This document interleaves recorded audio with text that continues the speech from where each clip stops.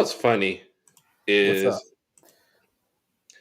when we're late for the Tuesday show, we're like, "Hey guys, sorry we're late. What's up, everybody?" When we're late for the Saturday show, we're like, "What up? Yeah, We're here. it is what it is. Just be happy that we're here. Yes, whatever." yes. So you want to see what I'm drinking shots out of tonight? What's that? That glass? Hey, Look, man, when you're on the road, you got to do what you got to do. that's what I'm talking about. You Yeah, got to yeah. grab what you could grab. So first shot Cheers. up. Hey, We got cheers somebody to that's supposed to be joining us, but I don't. Yeah. Cheers to Cheers. another good week, another successful week of work and everything else, family, friends, et cetera, et cetera, et cetera. So cheers to that, and roll tide as always. Roll Tide, Willie.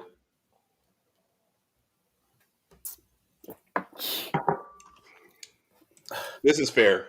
Hey, we are. In my defense, I was talking with the boss for like 2 hours before the show, so I'm Okay. blaming the boss, even though it's not his fault. But that's how he roll. And I want to say something too. I'm not too comfortable right now with my setup, the way it is. So I recently got gifted a new computer. Appreciate Herb and everybody that helped me out with that. And I'm still trying to. The camera's bigger, but I'm still trying to figure out the setup. So when you look over here, there's like blank walls right here, and then the bed. It's just kind of. It's weird. It's weird, but I'll figure it out. I'll figure it out. Yeah. Getting a new computer is like getting a new wife. You got to figure out what all her likes and dislikes. That's true to a certain extent. Oh man, what up, Jay? Shout out to Jay Bake. Jay Bake is Mr. Consistent. Hey, I see that thread. I'm gonna check in early. Yeah, we appreciate it. Might I add, Herb? I do like your shirt too. I like that shirt and your hat. Kind of camo out. I like that. I like that. Can you still see me?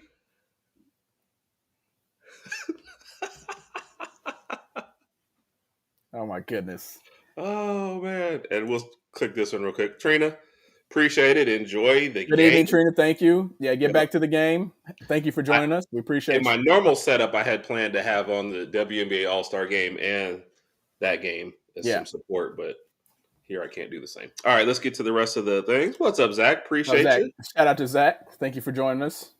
And Rod said, "Hey, who is that?" I said, "You see, I didn't. At first, I thought they meant Los Angeles, like that's where they're out of. But then Herb informed me. So, Lady Alpha, congrats to you.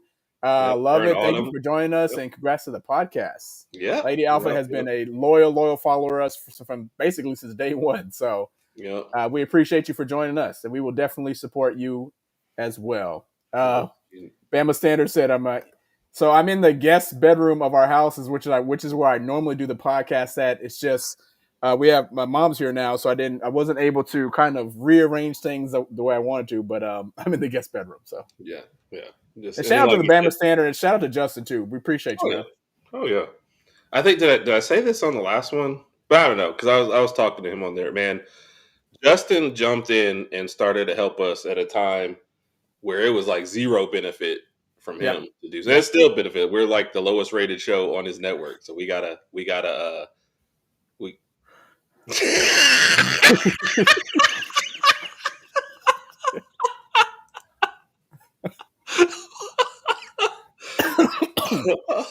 First off, who's kidnapping a Ragsdale? That's more trouble than it's worth. We ain't got nothing. I can just see us right now calling mom and she go, "Kidnapped." If I ever get kidnapped, I want to get kidnapped by an Alabama fan at least. Yeah, so you're watching. So while they're at least watch games and talk about that while they're kidnapping me, at least So, could you imagine getting kidnapped by like a Georgia fan? Oh my god! Question of death for you before we grab our guest. What would be the worst person to get kidnapped by? A Auburn fan, a Tennessee fan, an LSU fan, okay, a Dallas Cowboys fan, okay. Or what's how many options are you going to give me? 4. We'll stick with those 4. So Dallas Cowboys wouldn't be bad because I live in Arlington. I'm already in the territory there, and they're my second favorite team after the Dolphins, so I'm fine with there. LSU wouldn't be too bad. We still have somewhat of a rivalry with them, but it wouldn't be too bad. You'd be drunk the entire time. Tennessee would be bad, but I would say Auburn would be the worst. Auburn and Tennessee are kind of like here, but Auburn's got a little ahead of them, so I just couldn't do it with an Auburn fan. I couldn't deal. Okay. Raj, Our guest actually says that he tried to kidnap you. So, one of the family members. So we were just talking good about Justin. We always like to highlight the people who try to help us off the air as well as on. This guest is also one of them. You can tell when the intros get shorter and shorter for the people. That's like we love you more, and you've been on enough to where we're like, hey, let's bring this guy. But he's going to start off by telling us how he tried to kidnap you last year. Yes. What's up, Randy? I don't know that tried is what I said. I considered it. I thought about it. Almost like it was a thought. Yeah, right. Yeah. But the logistics, he didn't fit a carry-on bag. Like I don't know how I was going to do that. It was a little too big. A little too big. Planning. Hold on, Randy, you in? Mm-hmm. I sure am, boys. I like the hat too, Randy. Oh, thank you.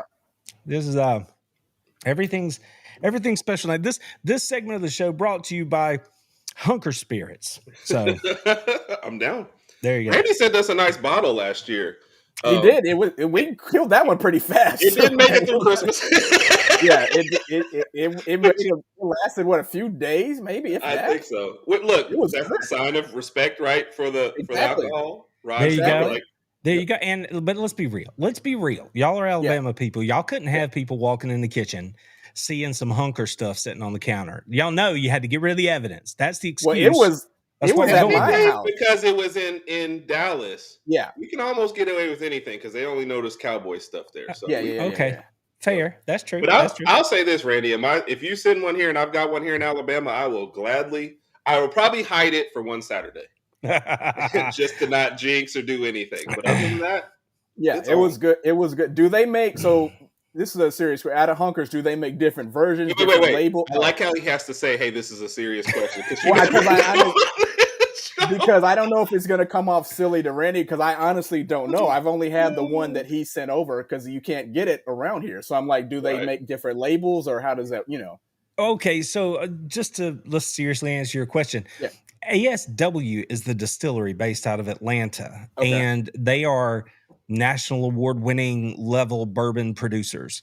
Yes. Hunker started as a vodka option in retaliation to the University of Texas and Tito's, because Tito's are huge donors to the University of Texas, and they built the Tito's brand into their NIL. So if you buy Tito's, you are funding the University of Texas football program. No and wonder other athletics. Texas is able to recruit so well. Wow. So the Bulldogs here in Atlanta said, we're going to create Hunker, and they started with a vodka, which is what I'm enjoying tonight in a little mixy mix.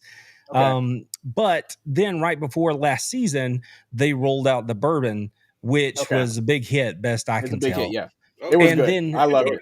Inside ASW, they have a Fiddler line, which is probably their it's I don't know what the right way to say it is, but they have 10, 12 different versions of Fiddler. So that's probably like their name kind of brand. Right. But there's all of it's good. I've never had any of it that's not good. So, but if you're a dog fan or you want to support Georgia, then you buy the Hunker stuff because the Fiddler stuff doesn't NIL. Makes sense. I like makes sense. There you go. I think a lot of us are in the same boat. That would be cool. I mean, those of us that are married are like, no, whatever. Okay. Oh yeah. Hey, Herb, I saw Randy laugh and smile up at that one. Randy took a drink so he wouldn't have to answer the question. Do you know? We didn't get to watch any of the shows like over the weekend. Alice was on vacation last week, and we've been all over the place. So we didn't. The girls, like to watch the ladies wrestle. Right. Yeah. Right. Which was a phenomenal show, by the way. The Evolution. Yeah. And we could give two rips about the men. We don't care at all. Not at all. But the women, we enjoy it. And so last night we quickly went back and ran through all the Raw and then SmackDown and all the shows. Yeah. Right. And they were like, oh, we get to see all of our favorites, so all those ladies, they got to kind of condense it down and spend like an hour watching and got to see all those ladies. Gotcha. Yeah. The reason I was smiling is because they're fans of Rhea too. And the thing I always say about her is I'm like, she's so long, she's long, and very strong, but she's just long. Like everything about her fingers, her arms, she's just very long. Yeah. That's why I kind of like the Io Sky rivalry she's got going on, because it's a huge contrast in what you're getting from both people. So. Oh, absolutely. I don't watch wrestling as much as I used to, but I do like the fact that women's wrestling is much more to the forefront than it was back in the day. I agree. Back when I used to watch wrestling, it was just ladies coming out there and doing whatever bikini they want, matches and stuff. Yes, the little stupid stuff like that. But now it's completely changed, and I love that. I love that how the WWE and all the other brands push women's wrestling. So I love that. You're watching it for the wrestling now, for sure. Yes. It was so cool because they've brought back a couple of the lady Hall of Famers, recently. Bella, somebody, Nikki Bella. Nikki Bella. One of the Bella twins, and is what she is, and Trish Stratus. Yeah. There you go. And I'm not real familiar with them because that was from the era I wasn't paying attention. Yeah. I knew of them. Yes. And so the girls are like, who are these people? And I try to explain to them the different like windows of time. Like this 10 years was this sort of thing, and then this 10 years was this sort of thing. I'm like, you girls are in the best sort of era right now if you want to watch these ladies that are athletic and they can really put on a show, and they can understand. The girls like it because it's just a joke. We're like drama, and they get into the storyline and all that stuff. And I'm like, it's a good time for you girls to be enjoying this. Yeah, it absolutely is. I didn't think I was going to be talking this much wrestling though. So one thing we love about the Saturday night show, we'll prepare stuff and we'll put up our thumbnail, we'll get it, but the conversation goes where the conversation goes. Yes, and there is no crap, we got to get back to talking about this specific thing. You know what I mean? I do. We'll cover the topics, but there's honestly been at least one of our shows where one of the topics we'd already been on for like over an hour with, hey, by the way, here's the list. Here's what it looks like. Right. Yep. Sorry, but if people are drinking along with us, they won't care too much. So that's fine. That's what the show's supposed to be, right? Yes, sir. Yes, sir. So that's why, like, when you text, I'm like, hey, man, we take come on whatever. The latest we've had somebody come on is they posted a comment, and we were like, come on, and they came on the show. So. We take all comers, but we can't talk wrestling without mentioning our favorite wrestling podcast. Shout out to Big Mike. Podcast network. Is it going to be our second favorite, though? Do we got to show love to the ladies now that they're coming up there, or do we just have it a tie? We got to show love to both of them. We have to show equal amount of love to both of them. Yes. But Mike, you always be our favorites. What do y'all call this show? I'm trying to read the thing right there. Herb N Rodg After Dark. Yes. After Dark. Okay. Yes. Gotcha. See, I just realized I'm like, I didn't stream to my channel. So I've got to jump on here and see if it'll let me do it. But that's what I'm doing. Y'all, I got you. Well, if you can, we'll get caught up on comments real quick. And we appreciate that, Randy, because we hope to get some Georgia folks in there. We always, I'll let you finish and then we'll talk about that. But I always like how represented you are. What's up, Domo? Shout out to Domo. Thank you for joining us, sir. Tentatively might join us next week. Mm-hmm. And then I think Justin Riley has talked about it the week after. So, but I don't know. Like I said, people out there. Now, if Justin jumps on, we'll have to bring out the champagne. We can't drink this stuff. We have to bring out champagne. Justin's on there. You got to get fancy. Stuff. Hey, fancy like Applebee's, man. Fancy like Applebee's. Applebee's. Hold on. And while you're on it, let me say, and I'll be the proud person to say it. I am a big fan of Applebee's.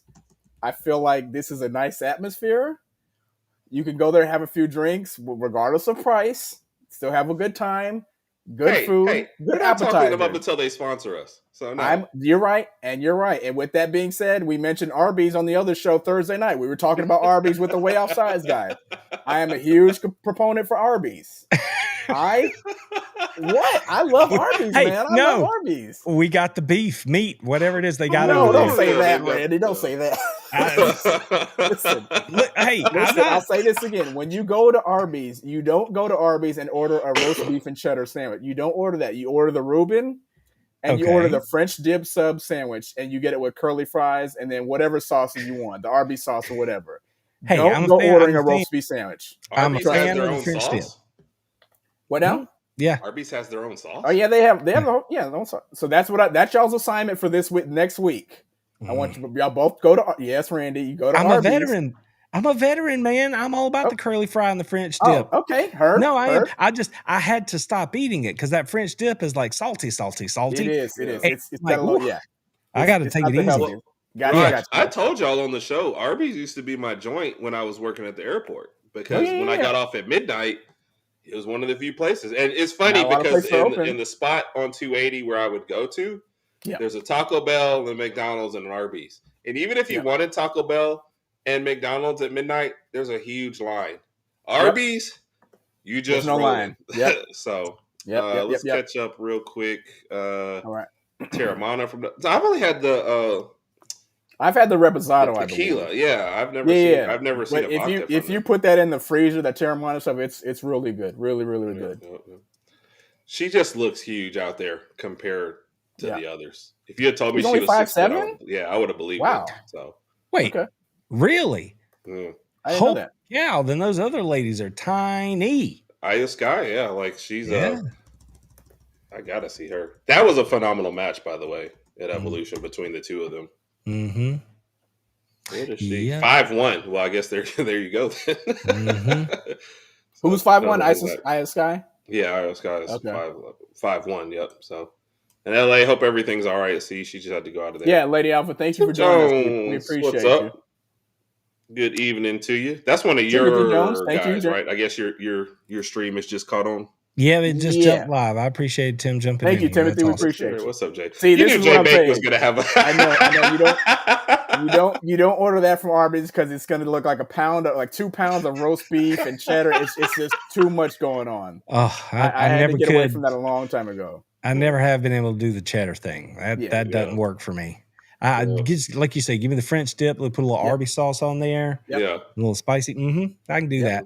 I can do that. Bird Dogs get there. Yeah, I forgot what took so long for the Eagles to get theirs, but I saw that. I saw where they were giving Devontae Smith his ring too. Those rings. It seems like those rings get more impressive every single year because somebody's got to do something different than the previous year. But can you tell that inflation is not hitting them? No, they're good. The rest of us, but they're like whatever. So let me ask you guys a question right quick. Hold on, I think Randy was about to give him. Go ahead, Randy. I'm sorry. Go ahead. I thought they were out of hand when the Braves won their last World Series because they had that thing on top where you could open it and it looked like the stadium inside the ring. So the top. Gotcha. I'm like, there are little people in there. Yeah. I don't want any of that. That kind of goes to what my question was: is if you guys won the Super Bowl and you had a Super Bowl ring, would you wear it out in public or would it stay at home? I feel like, and I'm asking that, let me give my answer. I feel like every once in a while, I would just put it on just for the heck of it and wear it out in public. Hopefully I have security with me or something. But I'm probably the wrong person to ask because I don't do any jewelry. There's no tattoos, there's no jewelry, no watches. I have my wedding ring and we got a simple one and I just so I never take it off and it never gets damaged. Other than that, I would like to say, I would show it off.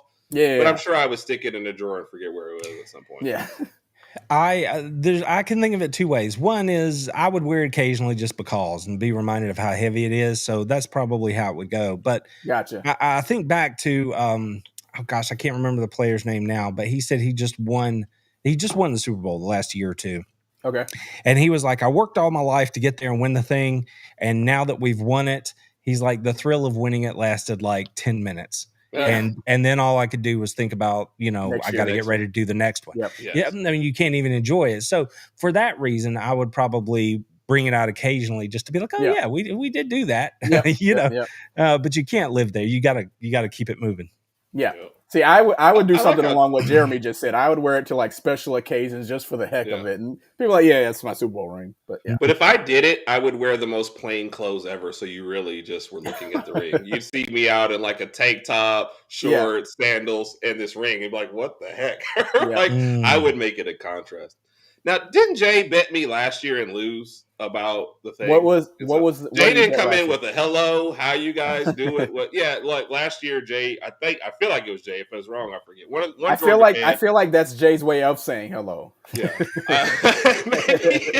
Some people say hello, some people punch you in the mouth. Right. I don't know. It could be whatever. So last year, one of the Georgia fans over on the network said that Alabama would win 7 games, something like that, 7 or 8 games. And I was like, no, we're going to win more than 8. We won 9, and then they tried to back out of it at the last minute. Are we counting the bowl game? I was like, what? Yeah, I don't know. I don't recall who it might have been. There's a lot of Georgia fans out there who want to make bets about all kinds of stuff like that. So I don't know. You'll never hear me say that. You know what? putting your faith, and that was just me saying I think they'd win some games. Putting your faith and money in 17, 18, 19-year-olds, that's you got some cojones if that's what you want to do with your money. So it's a picture of mine haven't showed their banana life. I don't trust those.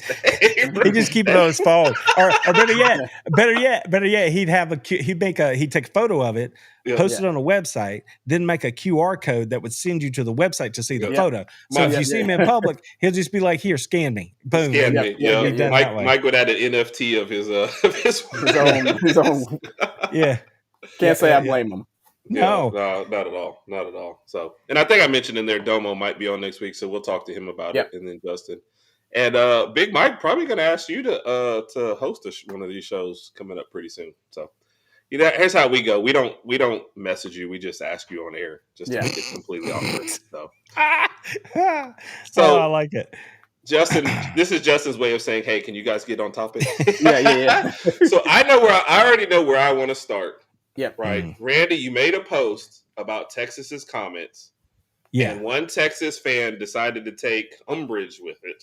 Oh, yeah. Except took it in the total. I was reading this exchange and saying they totally missed the point of what they were saying. So it was hilarious. But you want to break down first off the comments itself. I should have loaded that up. I apologize for that. But I hate to even put a spotlight on it because I'm like, what are we doing? But essentially all I said was I took Steve Sarkisian's words straight from the transcript, and he made a statement about how there's only so much money to go around. That's how he started it.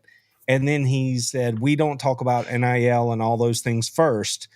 In fact, if that's what you care about, we don't even want you to come to Texas. And in the room, you could see all the professionals, all the writers sitting there. They were like, oh, really? Really? You going to say that? And he wrapped it in a bunch of other word salad. Right. So he didn't come out and say, what he was saying was money is a part of it, but we don't lead with it.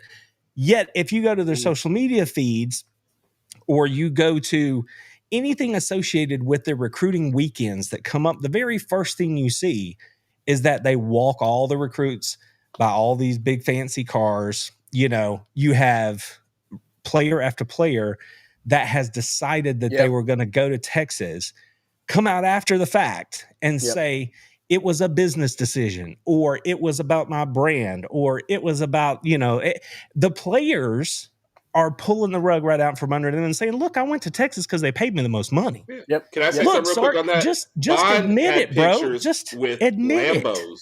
It. Yes. When he did it. So, yeah. Just admit it. Don't come out there and say it's not what we lead with. It's not. Don't do that. Be who you are, and if that's who you are, be that person. And that's all I was trying to say. Oh, I got what you were saying. And then Homeboy was like, this, that, the other thing, and I'm like, man, come on now. I was trying to be nice, but I'm like, are you that dense? Like, don't be dense. Like, don't do that. We're not. Or maybe you're okay with it. Maybe you're okay with it. I don't know, but I just didn't think it was a good look. And everybody that I talked to didn't think it was a good look. And exactly what I said on the post, which was disingenuous and frankly insulting to step up there and say that when everything else that you're doing around it screams the polar opposite. I agree. That's why I thought it was hilarious. It said Deion said the same thing about Colorado last year. No, I mean, we all know what's going on. Like I said, with what we were posting there and Isaiah Bond, we saw him with a Lambo the first time he got there. That had nothing to do with football. I think a Lambo he didn't even get, by the way. But it goes even. It just there was so much more to it though, because that was the day that the 5-star linebacker committed to Texas. Right. And that had been a head-to-head battle. Everybody knew between 2 or 3 schools. Georgia was among them, and then I think it was later that day, Georgia had a player that had committed to them, flipped to Texas, right? Right. And that dude came out and said, it's a better environment and culture in Texas than it is in Georgia. That's why I flipped. Come on. And the same thing happened, just got ratioed in the comments beneath my post because they're like, what are you doing? Just say what it is. Justice Terry was like, I got paid. Yep. Okay. Okay. At least you admitted it. Yeah. Don't come out there and say something that's just like try to cover it up. Yeah. So all that was in the backdrop while Sarkisian was saying this. Right. And everybody in the room, they were just like, come on, man, really? Right. Really? It was definitely a tone deaf comments. It was hilarious. Yeah. So anyway, it is. Oh, look at this. Our first ever super chat? Or is this a Randy super chat? Did they? No, KC has become a frequent visitor to my channel.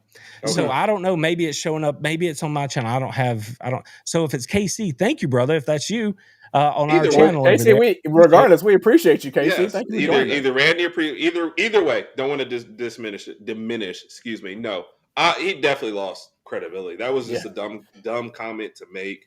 Like Randy's. I mean, Randy put it perfect. I'm not gonna go on with that one. He put it perfectly. He definitely lost. Yeah, it was a terrible. We appreciate you. Thank you, Casey. Either way for chiming in. Let's see. Oh yeah, it's Casey, man. I appreciate you. Thank you. And just for a second, if y'all will allow me, Casey started coming on during the SEC nights this week. Okay. So I went live every night, and I had as many guests from around the country, as many writers, as many all the people that you meet and know. Right. And everybody was great coming on there and chatting with me. And Casey found us during that stretch. I didn't recall seeing him. I assume it's him. So if I'm wrong, let me know. Before that, really. But he jumped in there and enjoyed the streams and has just been a fantastic supporter since he came on. So, Casey, I just want to take the opportunity to say thank you. Because during those nights, I didn't really have a chance to, break out of whatever we were doing. And so I just want to say thank you, Casey. I really appreciate it. Okay. Yeah. And I want to touch on that. Let's catch up on comments real quick and then go. Mike said 2 weeks. So, Mike, I hope we're doing another. Sorry, this vodka's got me all like. Hey, it's time for another shot for me then. You know what I'm taking a shot of? Banana pudding moonshine. Wait a minute. Okay, all right, Herb. Never had that one before. So many questions. All right, listen. Herb. If you enjoy it, brother. So let me start with that. But you got to know, moonshine don't come on a shelf with a barcode. You got to know. That's true. That's true. It's I look. I have family members, from my wife's side, who were at the spots that get you the real moonshine. Yeah. Okay. This is just the real stuff. The real stuff it hits you a lot different. Well, the real stuff I wouldn't be finishing the show. So yes, it does. Mike, I hope we're doing another Wrestling for Dummies before SummerSlam. So. Yeah, I've only had the real stuff one time, and that was enough for me. It was. I said, okay, wow. Yeah. All right, okay. So now we see this comment right here. I got a comment. Yeah. I got. There's one. I don't think I can share my screen. I wouldn't even know how to do it. There's a photo. If you go to, I think it's the Texas X feed, and you look at it there, you're going to see a picture of, it's a profile picture of Arch Manning. And then over here, you see Pat Forty, you see, the cat's name, I forget his name, he writes for The Athletic. They're standing on this side listening to Arch, and they are gazing at him like it is the first love, like spring love. And I was like, find you somebody that looks at you the way Pat Forty and this dude look at Arch. So T. Smitty is on it. If you hadn't seen that photo, go find it because it is impressive. I was like, Pat, man, there's cameras. Calm down. It was something else. There it is. Look at those gazes. Look at those gazes.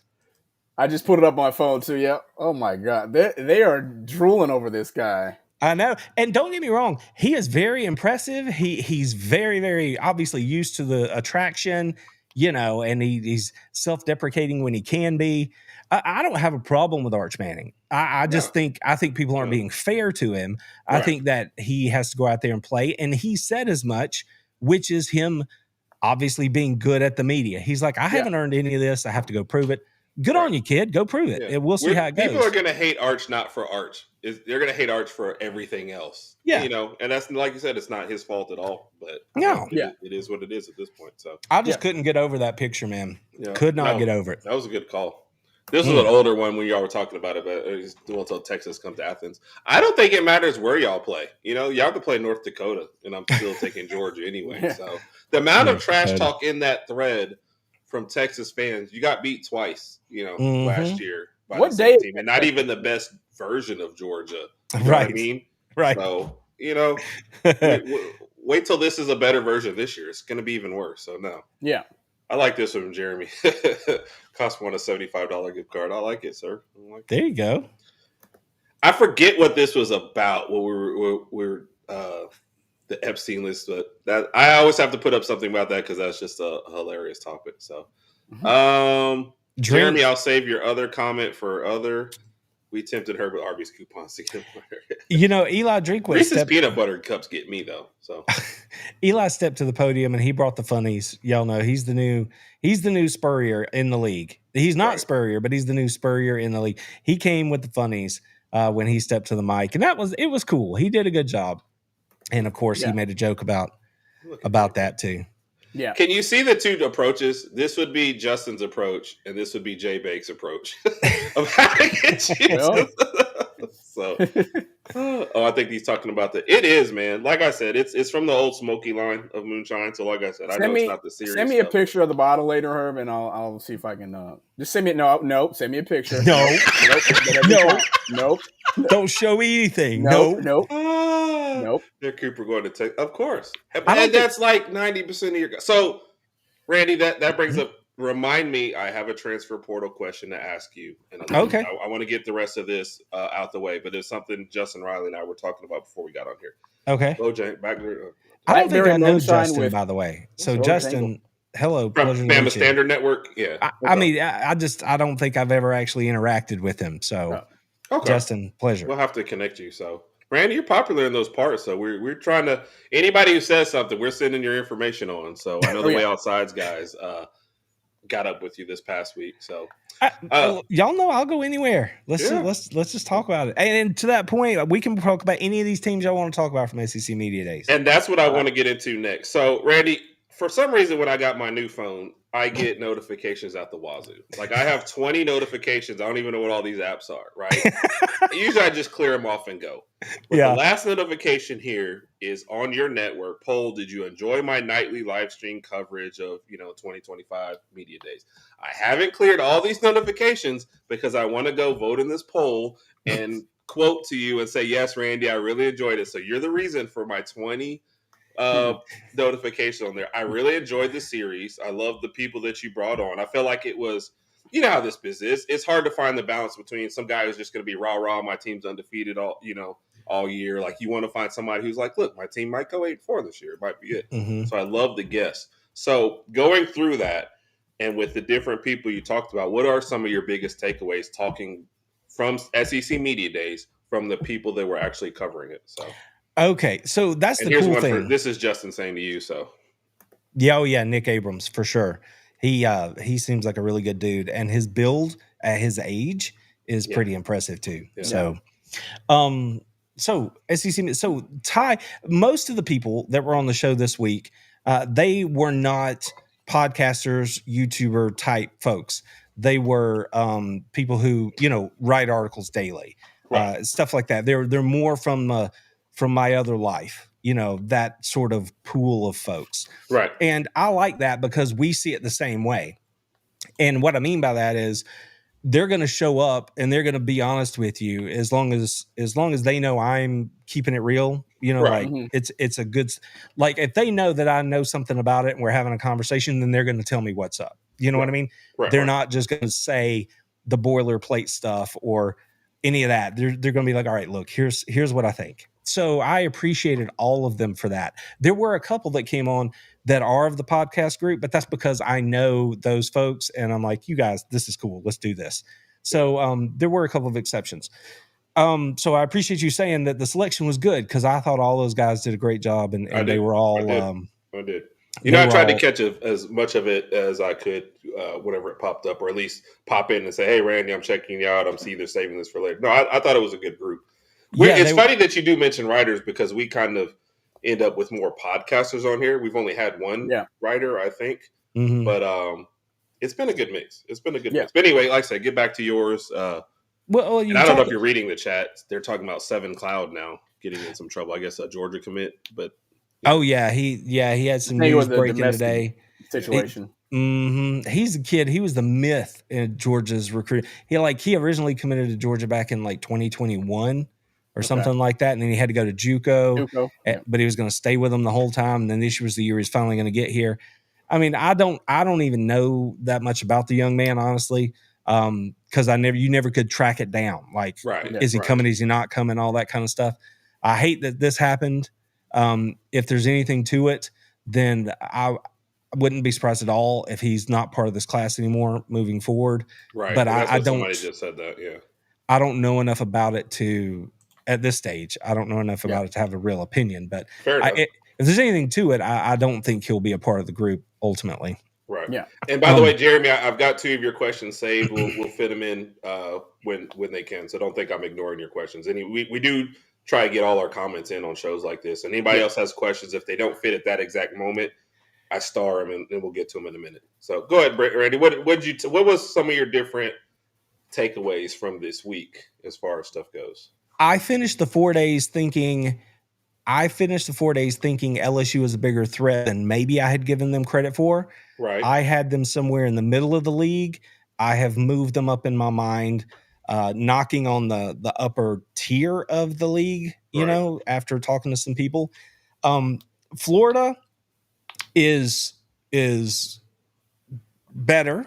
Their 2 deep is probably the best 2 deep that Napier's had since he's been there, but the overall depth of the team is not great. But as far as talent is concerned, they're more talented than they have been. So that gives them the opportunity to be better. I don't know that that's a brutal schedule, though. Their schedule is going to hurt them.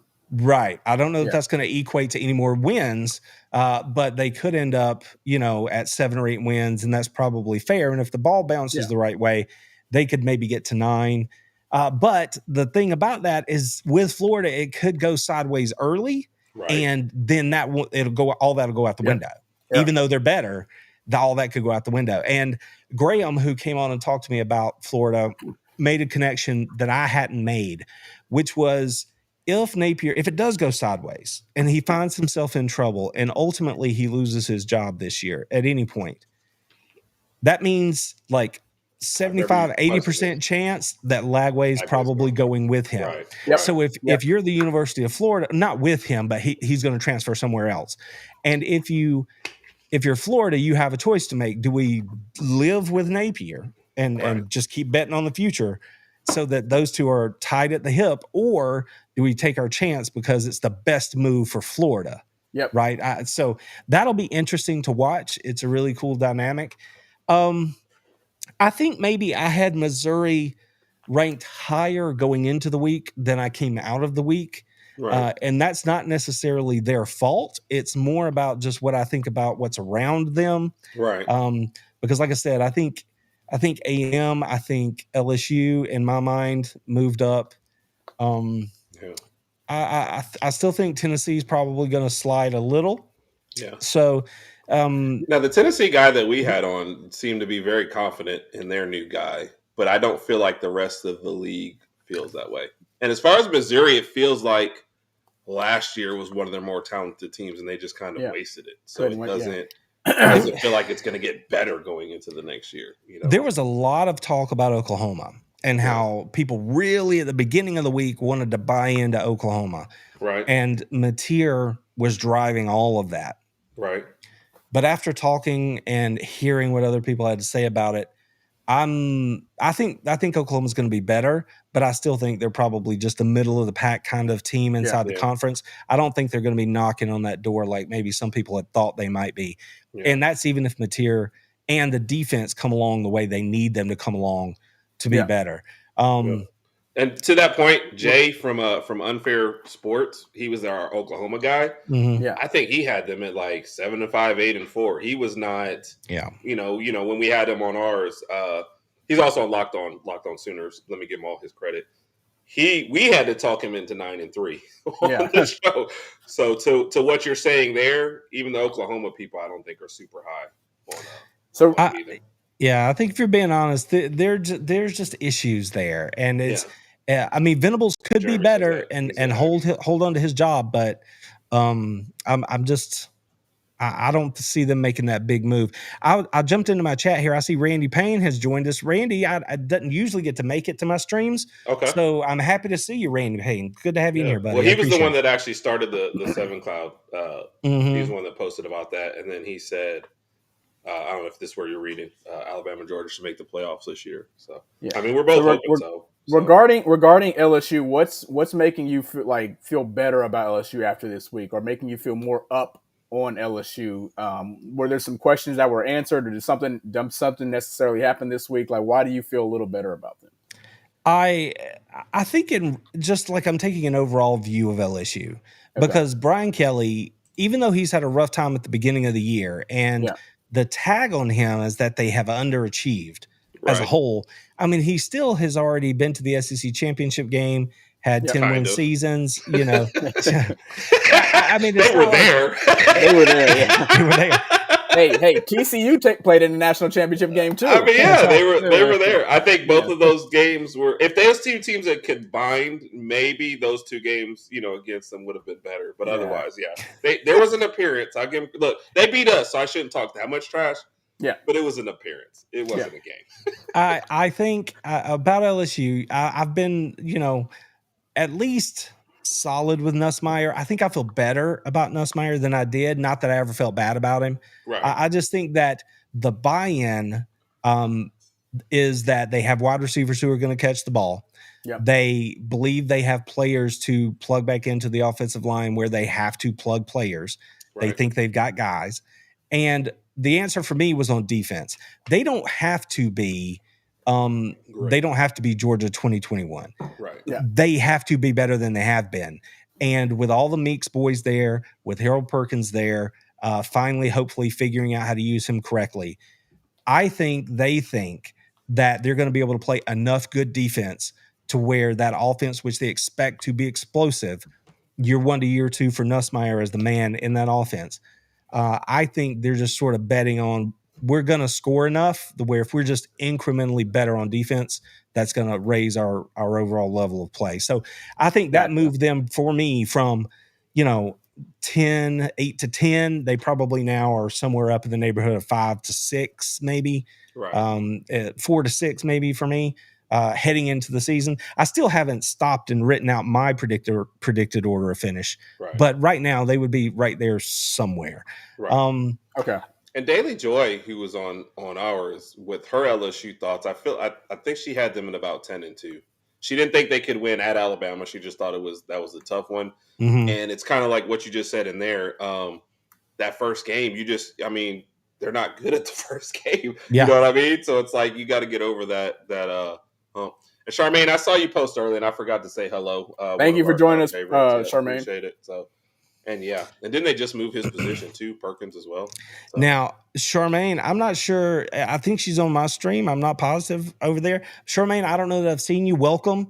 And I agree with your statement wholeheartedly. Yeah. Like, let that kid do what he's good at. Don't try to make him, into something that he's not. So welcome in, Charmaine. Yeah. What was it? Alabama had the LSU cornerback transfer over and sat him for half the year because they were trying to fit him into the right scheme or whatever. And the name escapes me, so I have to get that. So a lot of people know Darren from Tifton, Georgia. So appreciate it. We just brought up the fact with Brian Kelly, has had some bad rough starts to the opening season. Obviously, they haven't won an opening game, I think, since 2019. Mm-hmm. Does LSU win at Clemson this year? Does LSU lose their season opener this year? It feels like a no. I feel like they'll lose. It just feels it's hard to buck hit. Like, obviously, the streak's going to get beat at some point, right? Alabama's won 5 games in a row against Auburn. We're all scared because we know at some point it's going to happen. Right. Yeah. But this LSU, and what the SEC Media Dave's even kind of read, hey, we're just focused on the first game and blah, blah, blah. So he's saying all the right things. But that's changed, right? I mean, that his spiel has changed. He used to be a cat who didn't put so much pressure on that first game. Right. And now he's completely 180 on it. And he's like, no, we are going to focus on this game. Right. So if they do lose, then that's really going to sting because, they've been staring at it for all these months. And it's something that you kind of, I guess, I don't want to say dance. We didn't directly dive into, but a lot of LSU fans feel like it's not the talent, it's Kelly holding them back, and you have the evidence. They clearly have one of the more talented teams, I think, year in and year out, but it's not getting all put. There's no excuse for their defense to be as horrendous as it's been. Right. Now with the resources, and Casey's already picking LSU over Clemson. I want Clemson to win. I just think it would just. I want Clemson to win too for obvious reasons. Yeah. Well, in a perfect world, I would want LSU to win. Just because, I mean, I grew up a half hour from Clemson, so whenever Clemson loses, I'm like, haha, but that's just me. I think though that I probably have to go with Clemson just because I trust their defense more than I trust LSU's offense. But I think that it could be just an extremely entertaining game because if Nussmeier and that offense is better, then they're going to be going up what is expected to be a quality Clemson defense, and that could be a whole lot of fun. I agree. Seems like a good time because we're talking about SEC media games. Let's get to the first of Jeremy's questions. Thoughts on the QB at FSU? Because then the reason why I tie it into media days is because of Lawson's comment. So first off, just taking the comment in general, I don't mind anybody talking trash. I understand. Right. And if anybody saw later on Castellanos, the quarterback, he ran into Isaiah Horton at one of the little training camp things, whatever, and he tried to explain, I'm just trying to hype up my team. There's a way to hype up your team. If you just want to say, hey, Alabama's not ready for me, we're going to take it to them week 1, fine. When he said Saban's not coming to save you, that was just disrespectful, and that was unnecessary. And Lawson as much said, hey, this is a defender, by the way, saying the disrespect will be addressed on the field. That's telling me, look, we might take a 15-yard penalty somewhere in this game. Let me say something, though. To get an extra hit on you. If I was Castellanos and I saw Isaiah Horton like this, man to man, you don't go up to somebody and say, hey, man, I was just trying to hype up my team. No, you said what you said. Yeah. You have to stand firm on that. Stand on business, as they like to say. Stand on business. Yeah. I'm going to stand on another drink. You don't see the player from the opposing team and be like, oh, hey, man, I was just trying to hype up my team. I'm not saying any of that. I said what I said. We'll see what happens on the field. If we lose by a lot, so be it. Too far, Raj. Yeah, that was too far. Don't do that. But Randy, that's the Alabama view. What do you think, kind of from looking back at it? Just the statements. Yes, and then what? Yeah. The only good thing I saw that kid do last year was when he went to Florida State and ran around on a bad Florida State team. You know what I mean? That was the only time I got to see him play last year. And then when I learned he was going to be playing at Florida State, I was like, you know what happened last year, right? I'm not sure if that was such a wise move anyway. But I'm not. Look, if Diego can get out there and say whatever he's going to say about Alabama, then the kid from Florida State can get out there and say whatever he's going to say. That's what they are. They're 19 to 24 or 18 to 20 to whatever. They're going to – a lot of times they put their chin way too far out. You know what I mean? So that happens. Especially as the quarterback. That's... Yeah. I wouldn't want my guys doing that. No. I mean, I can say that for sure. Yeah. But I think I've told you guys before. I think Alabama should win the game. I really don't think it should be that close. But given the way every team turns their rosters over outside of, say, 4 or 5 in the country, then who knows? Maybe they are going to be really good. But I don't really. I'm not banking on that. I think Florida State's going to go out there, and even though they're at home, I think they're probably going to take it on the chin that day. Yeah, I would think so too. You had another. Well, we had kind of getting through Jeremy's questions. LSU and Florida, contenders or pretenders. I think Florida's schedule is going to slow them down. Yeah, that's LSU. I just can't figure out if you're saying because I just feel confident in Alabama at home. JB on Talking Bama on Sunday night when we were talking about what games could trip up Alabama because you laugh at us, but I pick them at 10-2. I think the 2 losses would probably come between at Georgia, at South Carolina, at Auburn. Which, by the way, as we talk, I get more confident about the at South Carolina part. I don't know if that's weird or not. So that it's going to be difficult, or that you're going to win. That we're going to win. I feel a little bit better about South Carolina, just with some of the losses on defense. And even the South Carolina guy, was talking about, hey, there's certain spots we lost, so we kind of need this one guy to be really great. Yeah. Or, you know what I mean? It's just, I feel a little bit better about that. I feel if you were ranking them, it's at Georgia, at Auburn, then out South Carolina. And we kept overlooking LSU coming to us. And I was like, are we overlooking? Possibly? I didn't overlook that game, to be honest with you, and not taking anything from LSU. I just feel more confident in that game, and I don't know how it's going to be much more different than last year's game. Obviously, we won't have Milroe, so will Ty Simpson be running the ball down the throat? Probably not, but I think we'll still be able to establish a good ground game against LSU's defense, and then mix that up with a nice air game. So I feel confident about the game overall.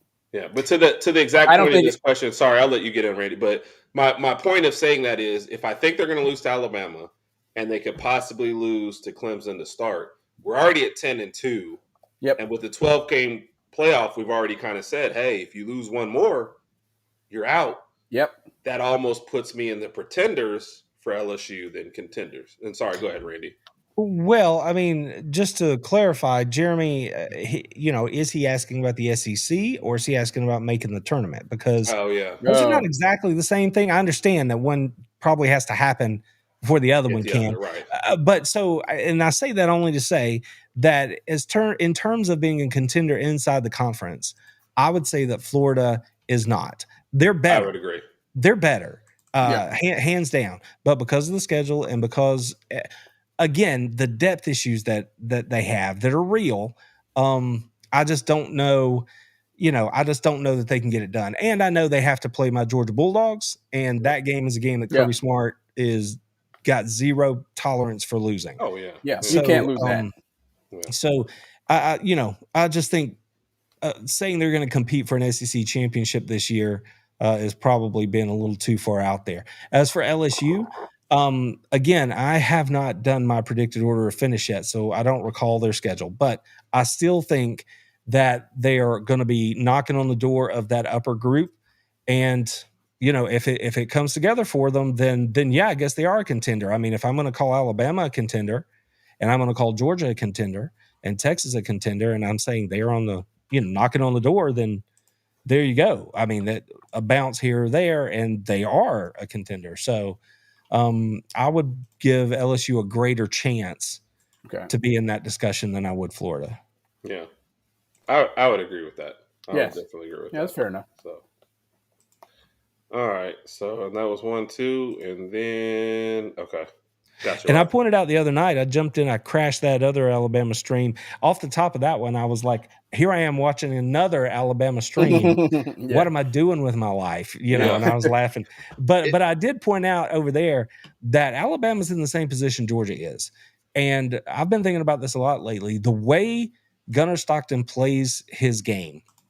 Well, again, I think he's the guy. I think he's going to lead the offense. I think that's who it is.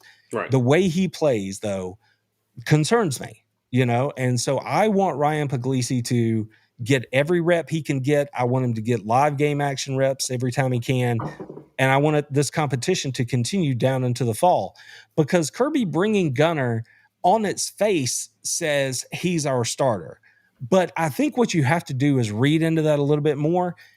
He wasn't making that statement. He was essentially saying this is a reward.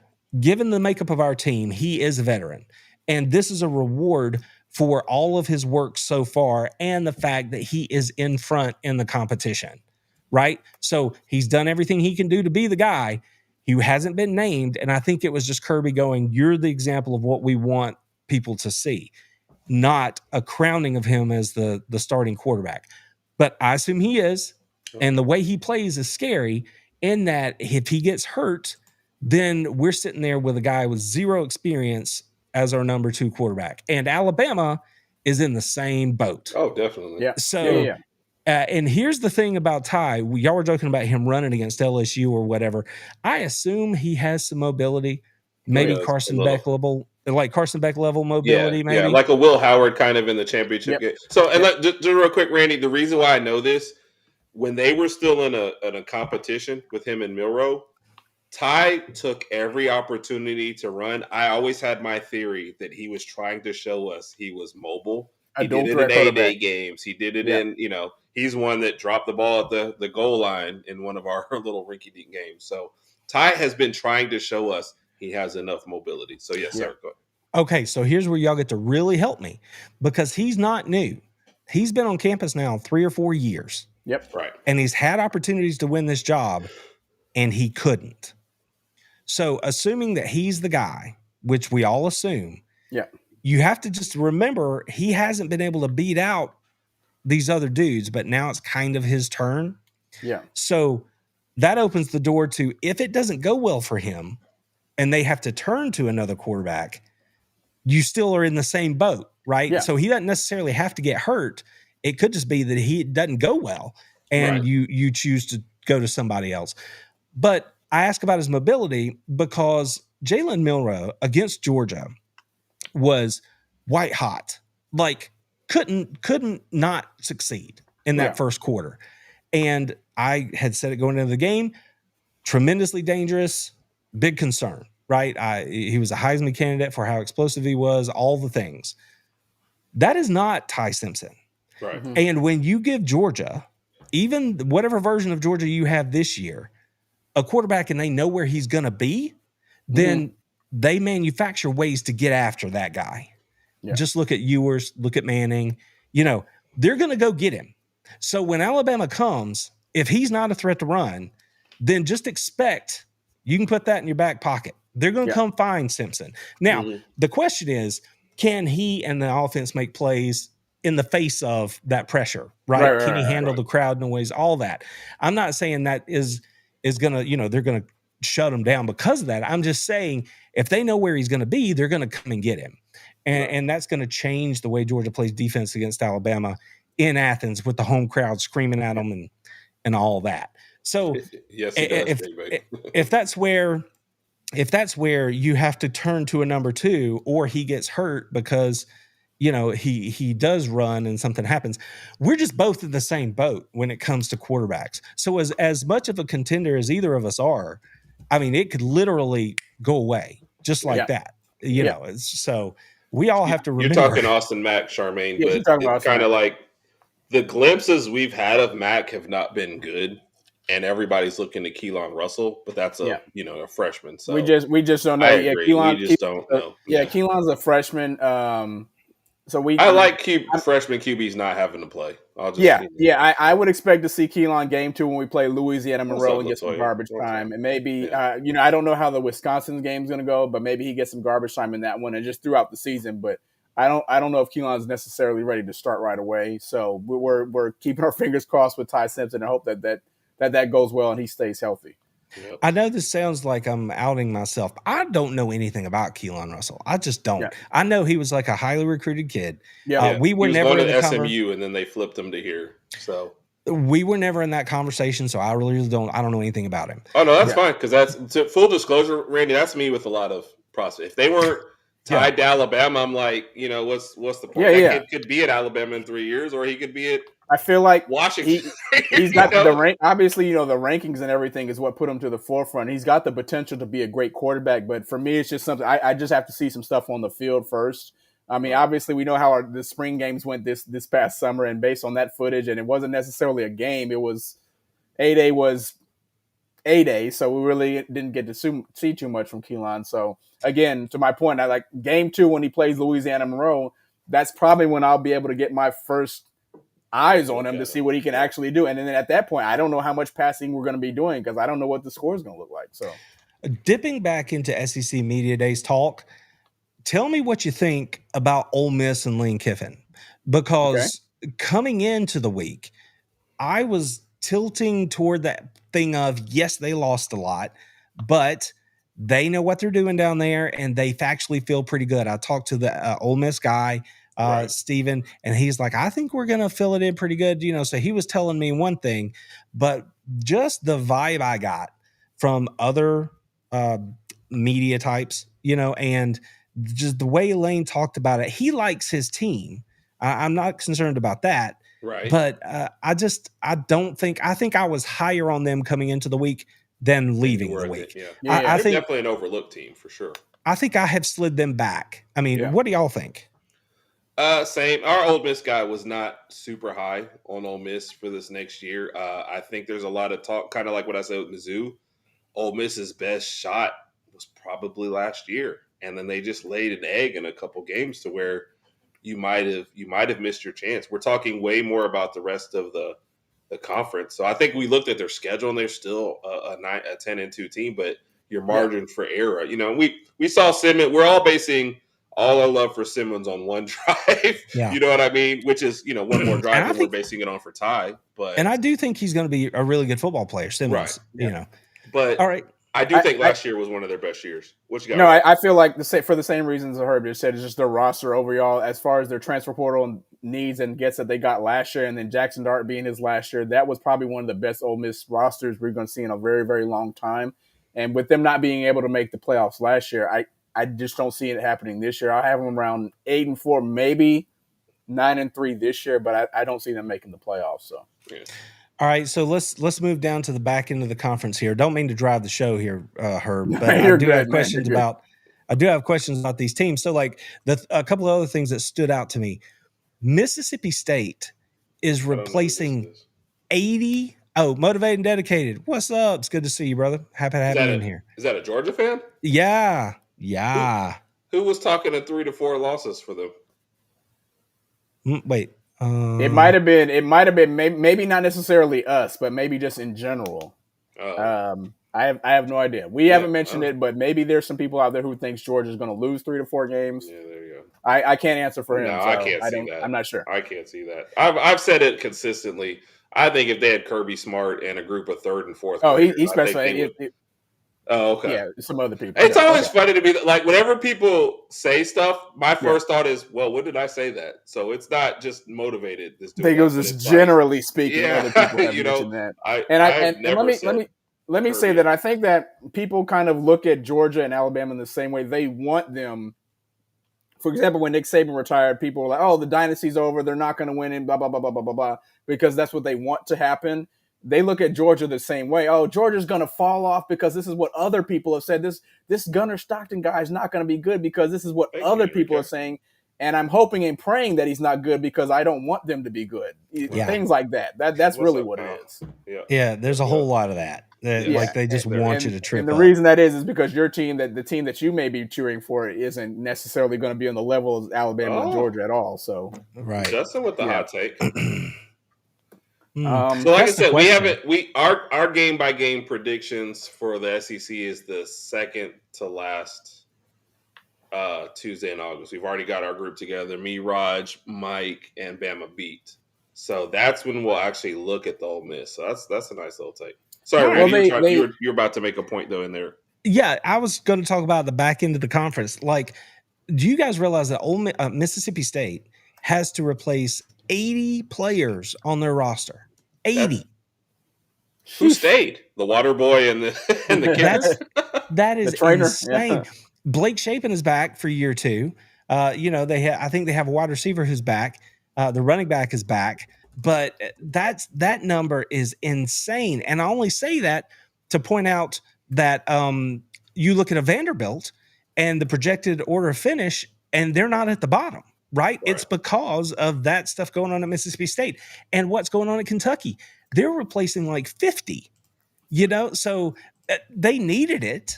They needed to do that at Kentucky. They had to do it at Mississippi State, but those numbers are insane. And the poor man's Travis Hunter and Marcel Height at Vanderbilt this year is going to, pop on to some screens. So there's stuff at the back half of the conference that I don't think people talk about enough. Right. And those are just 3 points, right? I mean, everybody's like Stoops should be fired and so on and so forth, or Mississippi State guy should be on the hot seat. He's trying to like literally build that thing with sand and water, like. It's it's hard to get people to go to Mississippi State, Well, I mean, Stoops in a wonderful moment of television live on SEC Network. He just looked straight at the camera and said, "This So how about hard." we fucking I hit the dogs? wrong one. That's what I told him. I hit my wrong sound drop. He goes, "This is hard, man. That's like live on TV." Yes. And it is. And but he owned up to it. Right here. Yeah. So kudos to him. Yeah, but how it's a mess, in some of these parts around the league here. Yeah. So and Auburn, I don't know what to make of Auburn, honestly. Yeah. This week, I have said they're going to lose in my own head. I've said they're probably going to lose 5 to 7 games. No offense, Charmaine. No, sorry, Charmaine. I've gone from Auburn losing 5 to 7 games in my head, then beating Georgia this week. So no, I'm not ready to go. I don't think that's going to happen. Yeah. I'm just saying, I don't know what to make of them. That's all. Yeah. That's all and I'm you saying. go look at predictions, and even Kyle from the E2C network. I mean, of course, you and Kyle got together. He was kind of shout out to Kyle. There were several games in there he wasn't sure. I don't think a lot of people know what they're getting from Jackson Arnold. To be honest, the Oklahoma folks, or even the nicest Oklahoma folks, are like, all the problems in Oklahoma weren't all his fault, but at the same time, and the weapons are there. Cole Cubitt gave him the number 1 wide receiver group in the SEC. So yeah, you've got the stuff, but they didn't have wide receiver problems last year. I didn't think it was. I don't care for Auburn. He doesn't care for Auburn.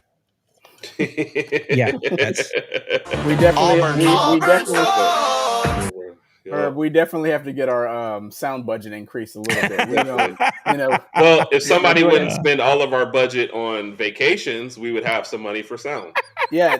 Look in the mirror and say that, man. I mean, you're giving me $2 to the man in the mirror. You're giving me $2 a month. I can't even buy a box of tissues the with that crap, baby. Bruh. I'm just taking over. I'm sorry, fellas. You told me to bring a drink. It's a good time. I'm sitting here. I'm keeping it. At least I'm keeping it PG. The soundboard's full of all kinds of stuff that I could be breaking out. So see, I'm telling you, Justin, we need those sound effects. There goes my salary. I'm sorry, Raj. All right, look, good SEC Media Day stuff. I know we're kind of running up to the top of the hour. Raj's gonna have to go. We had a segment planned for him, so we have to let him get in there in case he does need to dip out. So let's do it. But Raj, I have a curveball for you. Okay. Because we have a guest, and I was very diligent in this last few minutes. Oh, we're gonna give our guest some play as well. All right, centered around yours too as well. So, what do you like better? Well, you said Marino was your favorite, right? Yes. My favorite Georgia play in the history of Georgia plays. Yes. Marino up over the top. Did he break the plane? Yes. Georgia touchdown. And here comes the entire team. Watch this for excessive celebration. We may have 15 hankies in the air on this one. I can't believe this. This was planned. This was absolutely planned. Mark Richt decided that he is going to try to fire his team up. He's tired of Florida having the psychological advantage. He's willing to give up the penalty.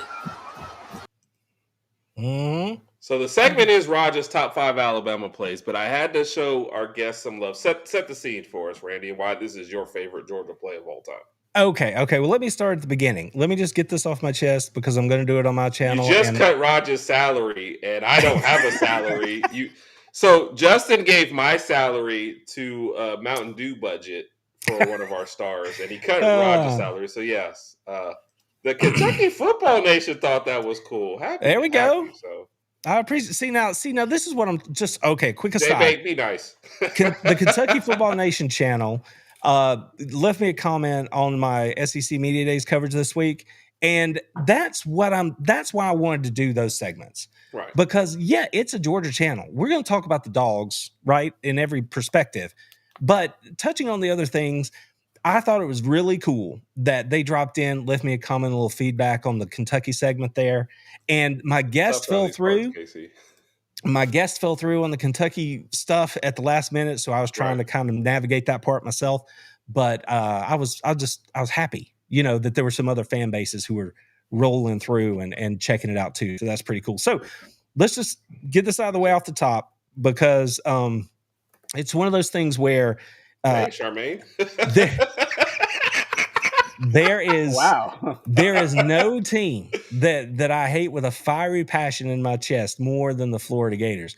So on the record, let me just say Florida. Okay. So let's do that. Now, that game was awesome because, again, I was a Spurrier baby, right? Like I grew up, I was in college when Spurrier was whipping my dogs, and we had just not been able to really get a good foothold. And then in 2007, we rolled down there and we had a couple of disappointing losses. And I just had a feeling that day, sure enough, the boys showed up, and that drive, they ran the ball every play of that drive, and they were ripping off 8-10 yards of carry all the way down the field, making a statement all the way. And then to finish it that way with a classic over-the-top touchdown, a la Herschel Walker, a la Tim Worley, a la Robert Edwards, and for Noshawn to go up and over and score that touchdown. And then to have the team come out, man, that just, I was screaming and yelling. I've told y'all I'm not a loud viewer. That day I was, because I was imbibing and I was feeling it, man. And I was telling Florida, I was telling Florida what for that day. Right. So that is why that's number one. I could go on and on. There's, tremendous plays over the course of the history of Georgia football, but that one, to me personally, was the best. I like it. So. Fired up. Getting fired up. All right, we got to make some switches because we've had an accident here. All right. Wow. Live happens live, everybody. Live happens Pull back live, the curtain, baby. So it's a great hate. Yeah. Justin said that's how he feels about Tennessee. I don't know if you saw that one come up there. So I did. Thank you. Appreciate that. I told you, Herb. I gave you a compliment on the shirt and the hat. I was like, that's a nice. Yeah, the first compliment I've gotten from you this year. I should have framed it or something. So. That's probably the third. Y'all like my new gear? Yeah. Well, I already said I like the hat. So yeah, Randy. What team is that, Randy? What is that? Charmaine, we'll save that question till the end of his segment. I think we still have one Jeremy question, and now Charmaine has a question for you. We'll save that to the end. So okay. Oh, and Justin has a question that I've saved too. So let's get through Raj's segment first, and then we will get to those questions. So we're definitely paying attention, everybody. So Raj, come on, Raj. I'm just gonna start with one. Randy, I apologize for the order of this. It's weird because, and one other reason why I wanted to give Randy one, because there's two like Georgia plays in Raj's top 5. So I was like, I don't want to insult our guest. Nope. So, this was prior to me knowing that Randy was going to be on the he show. definitely picked him before he knew Randy was coming on. I wouldn't want you to change it though. Bring it on. You got to deliver now. Yeah. All right, Raj, you ready? Here's your first one. Where are we at? Oh yeah. We know this was Jalen Hurts. Tua got hurt this SEC championship game, 2018, I believe, and then Jalen Hurts came in, kind of saved the day, redeemed himself. Just this play right here, and then what Jalen did for the University of Alabama through his couple of years there was just so much. And this is another reason why I think a lot of people from the University of Alabama and just in the SEC in general just have so much love for Jalen Hurts. You can't say anything really negative about him. Obviously, he went on to OU for his final year to kind of build up his resume. Went on to the NFL, won the Super Bowl last year. Kudos to Jalen Hurts. But that play just kind of defined his legacy at the University of Alabama and what type of young man he was. And we will always be forever grateful for what Jalen Hurts did for Bama at the capstone. One of the few, and Randy, remind me, even if Raj has to go, if you're sticking around, I've got a transfer portal question for you. But Jalen Hurts to me was one of the guys who used it the best. Yep. And I think he's deserved everything. Yes, Enrique. He's a class act. I think he's deserved everything that's come to him. Sorry, this one first. Yes. I agree. Usually when you say, hey, you deserve everything that's coming to you, that's a bad thing. Uh-huh. I mean it in a positive light for Jalen. It couldn't have happened to a better guy. Yeah. Charmaine, absolutely. Go ahead, Randy. When he transferred out to Oklahoma, I was still like so unsure about what the transfer portal was at that time. I'm like, this is weird. Why is he going out there? I don't understand. So that's what I took away from that. And to your point, I thought it worked out great. That's how you're supposed to use it. Yes, exactly. It was great. Yeah. Look, I got one more year of eligibility. Let me go somewhere where I can start right away. Show him I'm a great offensive player, get drafted and move, and it worked out perfectly for him. Mm-hmm. Just won the Super Bowl last year. Next one for Raj. Yeah. Oh, 2015 championship game, second half. Is it? Oh, yeah.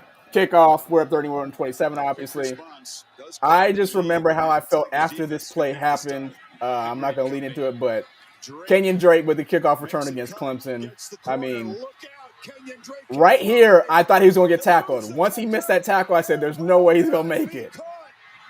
And then once he does the Superman dive at the end, I was going absolutely bonkers in the house. This was prior to us having kids, so I was able to scream and go crazy. And I was going absolutely nuts. I felt like that run back, that kickoff return gave us the final momentum we needed to kind of win that game and win the national championship.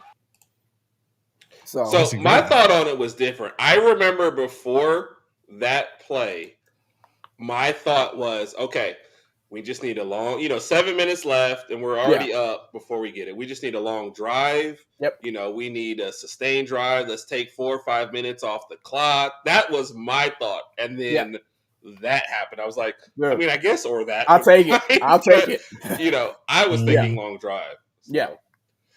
A couple more comments on the Jalen Hurts part. Yes. No, I agree. And, there was something we didn't have time to talk about tonight, but they released their top 10 quarterbacks in the NFL, and Hurts is not on it. And even like Jaden Daniels, who's been in the league 1 year, is at 5. And I'm just like, man just won a Super Bowl, and in 2 Super Bowls outplayed Patrick Mahomes, but he's never going to get respect. Go ahead, Randy. What you got? Throw what I'm about to say out the window because I'm not following the NFL that closely, but I'm just telling you, as good as Washington was last year and Jaden Daniels had such a great season, that is a team that's going to go backwards this year. So when y'all are doing your preseason stuff, I'm just calling it. I'm sorry. I'm just calling it now. Don't put your horses behind the Commanders. I don't think it's going to go the way it went last year for them. No. They played a lot of teams last year that weren't that good, and a lot of things happened. I just don't think they're a team that's going to be competing for the playoffs this year. Yep. Justin Fields, I did. And regarding the NFL, let me give Randy some kudos right quick. When we play fantasy football, last year we did fantasy football. Herb was our commissioner. Herb somehow surprisingly won the whole league as the commissioner. I will say this. As my tight end pick this year, if I get the option, I am picking Brock Bowers as my tight end, definitely. I think Brock Bowers is our favorite Georgia Bulldog of all time. The show's favorite. By far. Listen, I know Alabama has a lot of superstars, long history. I don't know exactly who has statues outside your stadium. I know Saban does, but I agree with you, Enrique. There is a huge argument in Georgia Nation, and it's not well defined enough for me to be able to tell it to you. But everybody's like, "Well, Dooley has one," and now when you look at that, you're like, "Wait, why?" And you have to think about it, why he actually has one.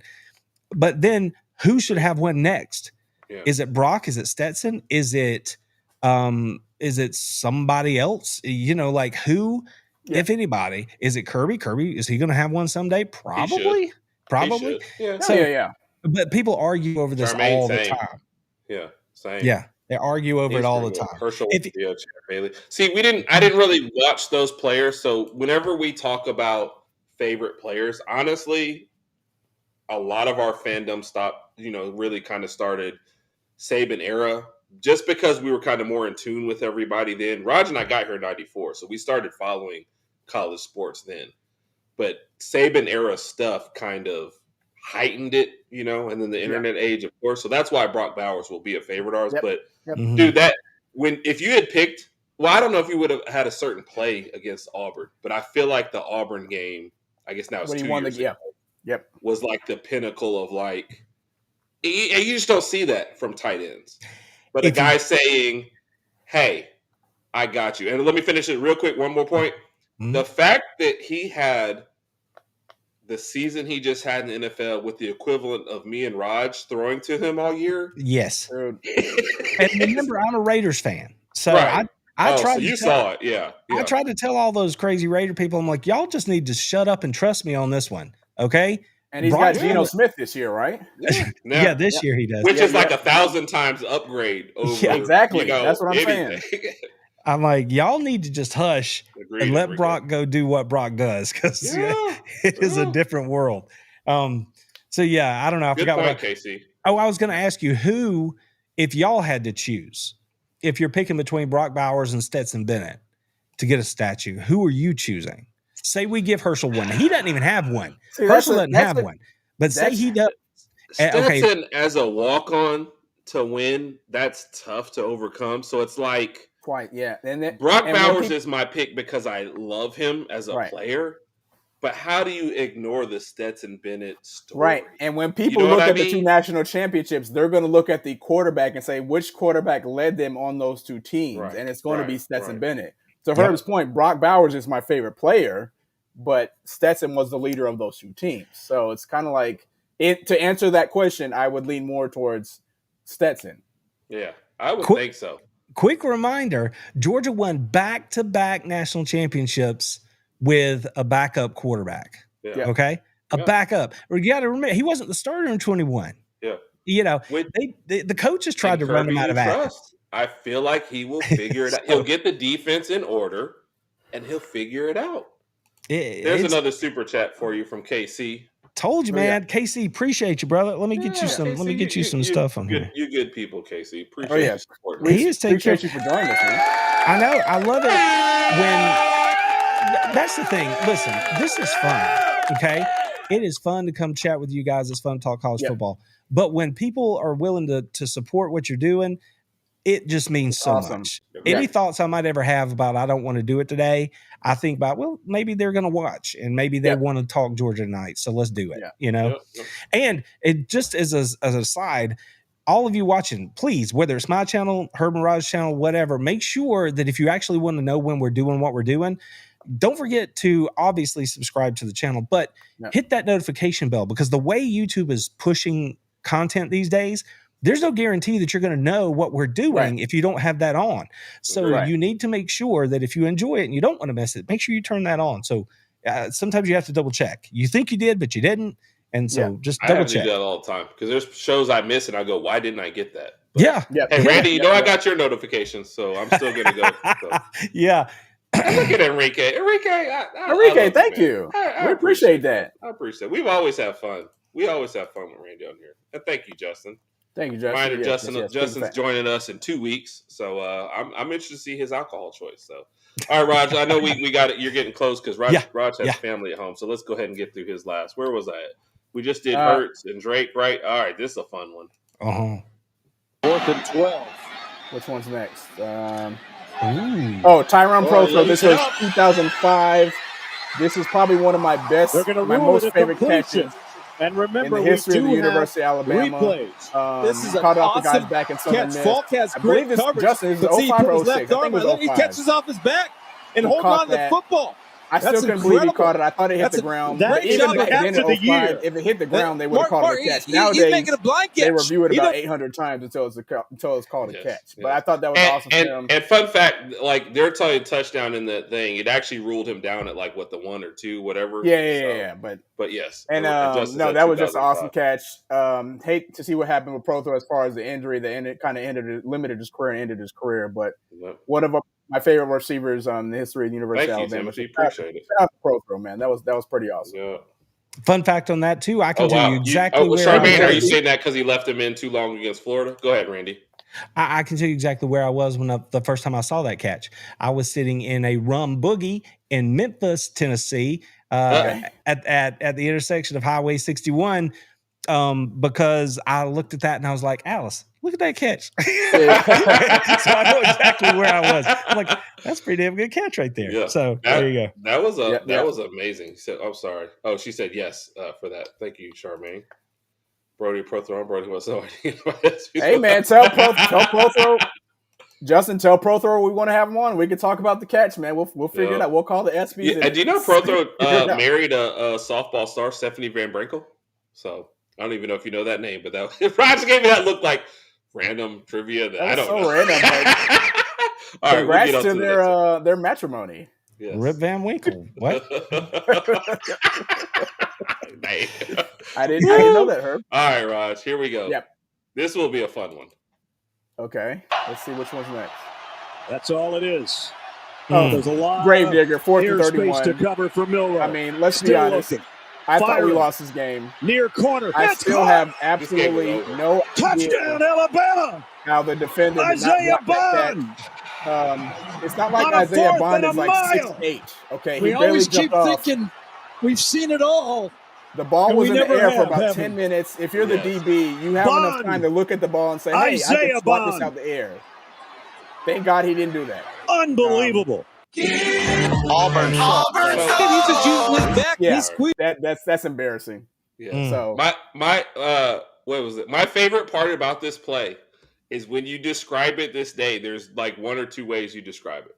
One, remember when Jalen Milroe dropped back and threw the ball 31 yards to himself? Or remember when Jalen Milroe dropped back and threw the ball to insert Bama receiver who actually left Bama while they were still playing for Bama? So Waddle comes into mind, or no one says he threw it to Bond anymore. It's always, I will say this: insert random player here. My reaction to that catch was really, really odd because I didn't jump up and get excited because I didn't believe it. When I saw it, I was like, hold on, there's no way he caught that. How did that happen? See, y'all are Alabama people, so y'all are like, yeah, Alabama. I'm sitting over here, and I hate Auburn, okay? Yeah. But I'm sitting over here going, Auburn, of course, that's what you did. Like, they were dancing, the rush to the three and just dance for 5, 6. I was like, oh, y'all are awful. This is awful. Everything about this is awful.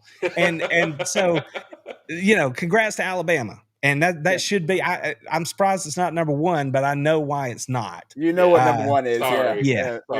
And that's why, Randy, I was texting like, give me some plays for you, Randy, because I don't want this to be like a anti-segment. But number one is the greatest play. Here we'll get the other comments in here real quick.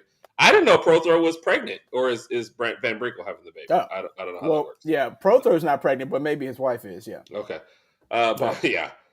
Bond sold out for 11. Now. Is he being serious? Had others, huh? Is he being serious? I doubt it. I don't know. I hope not, but that would be funny. So, yeah, wow. Sound part. Yeah, I agree. Auburn. we got it, Herb. We got to get us a sound. Yeah, we definitely got to get that. We got to work on our sound game. So, and that's for you there, Randy. Teresa, appreciate you joining in. What's up, Teresa? Thank you for joining us. Yes, Charmaine, if you do a deep dive into this play and watch like the 2 or 3 plays that should not have happened. You just see a whole lot of stupidity. So, oh, wow. I'm being dead serious, Mark. Oh, my goodness. Now, look, I realize that there are other stuff that happened for Bond, that caused him to not get drafted. But if you ever just want to see a career just go off the rails, it's been like every decision he's made, Y'all know my history. I am more than a quarter century covering college football, right? Like as a professional, you know what I mean? Yeah. And anytime anybody wants to talk to me about being paid for an interview, I am like, you just get on out to Hollywood. You go on. That ain't how this works. Right. I don't care if it's me or if it's you guys or if it's the Bama Standard or whoever. That's their space. They're gonna pay you to come on the thing. You're out your damn mind. That ain't how it works. Publicity. Yeah. No. Yeah. So unless you're guaranteeing me the greatest interview of all time, like I'm good.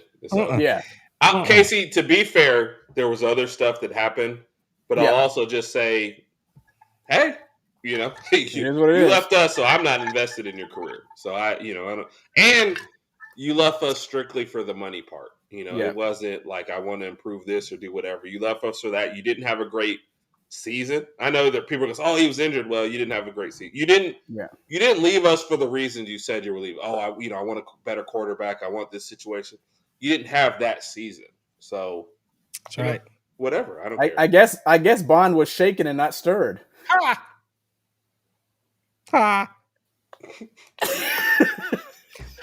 That's usually my joke that makes Raj go, oh my God. He knows that was a terrible. So to commit so who the hell does he think he? Yeah, I agree, man. But but you can just tell in his whole career arc that's what he was going after, and that kind of what he deserves. So don't let the door hit you. That's what that is. Exactly. Yep. Charmaine, too soon. I'm not ready to talk about it. I'm not ready to talk about it. All right, the number one has to be the number one. To me, it's the greatest. We know what the number one play is. In Alabama, I'm not gonna go into too much details about this, but it is what it is. It happened in. I'm gonna tell my story. Okay. Try to make up for it. Fire to the end zone. Touchdown! Alabama wins. My favorite part of this clip, by the way, is right here. Cameraman, boom.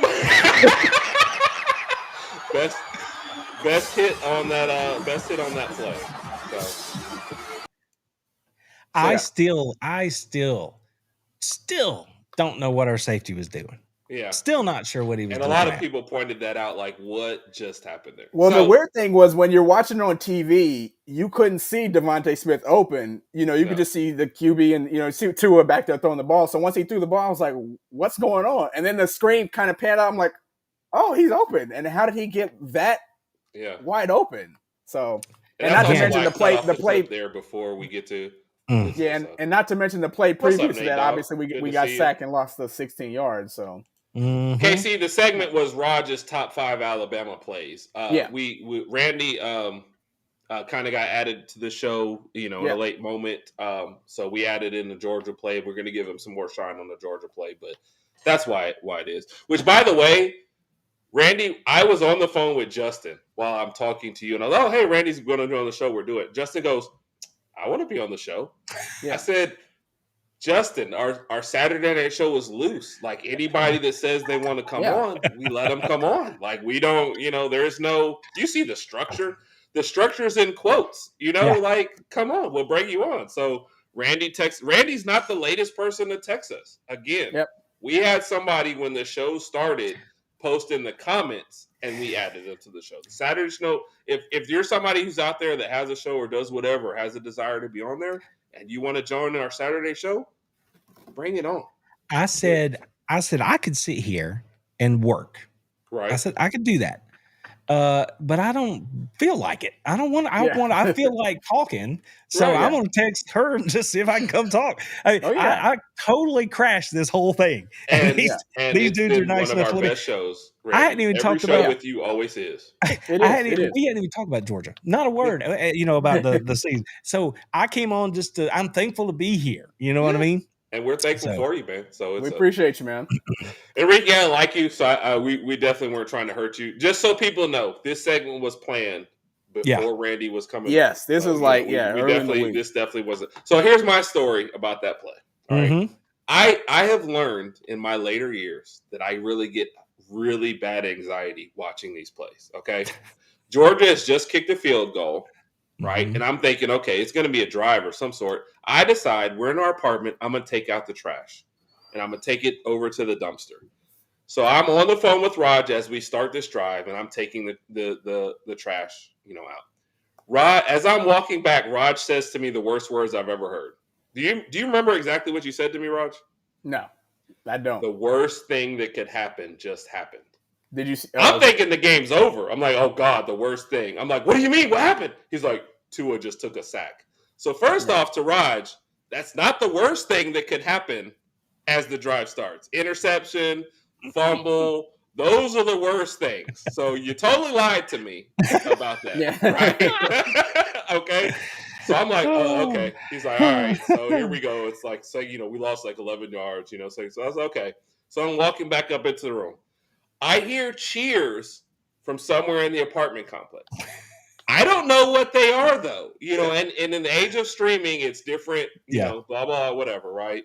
Next thing I know, Raj is yelling, yeah! I'm sprinting back into the house, pull my hamstring and starts hurting, because I'm old, okay? Get in, and I just see it, right? I stayed up till 2:00 that morning. I watched that thing in Spanish. I watched it in Russian. I watched, the command center one. Gundy had the worst reaction of all time to the play. Everybody else is jumping around doing stuff. This is Gundy's reaction to the play from Oklahoma State. He goes, I was like, dang, is he watching the play? Like, that man was like, I'm paid to be here and I don't care. So it's the greatest play in Alabama history.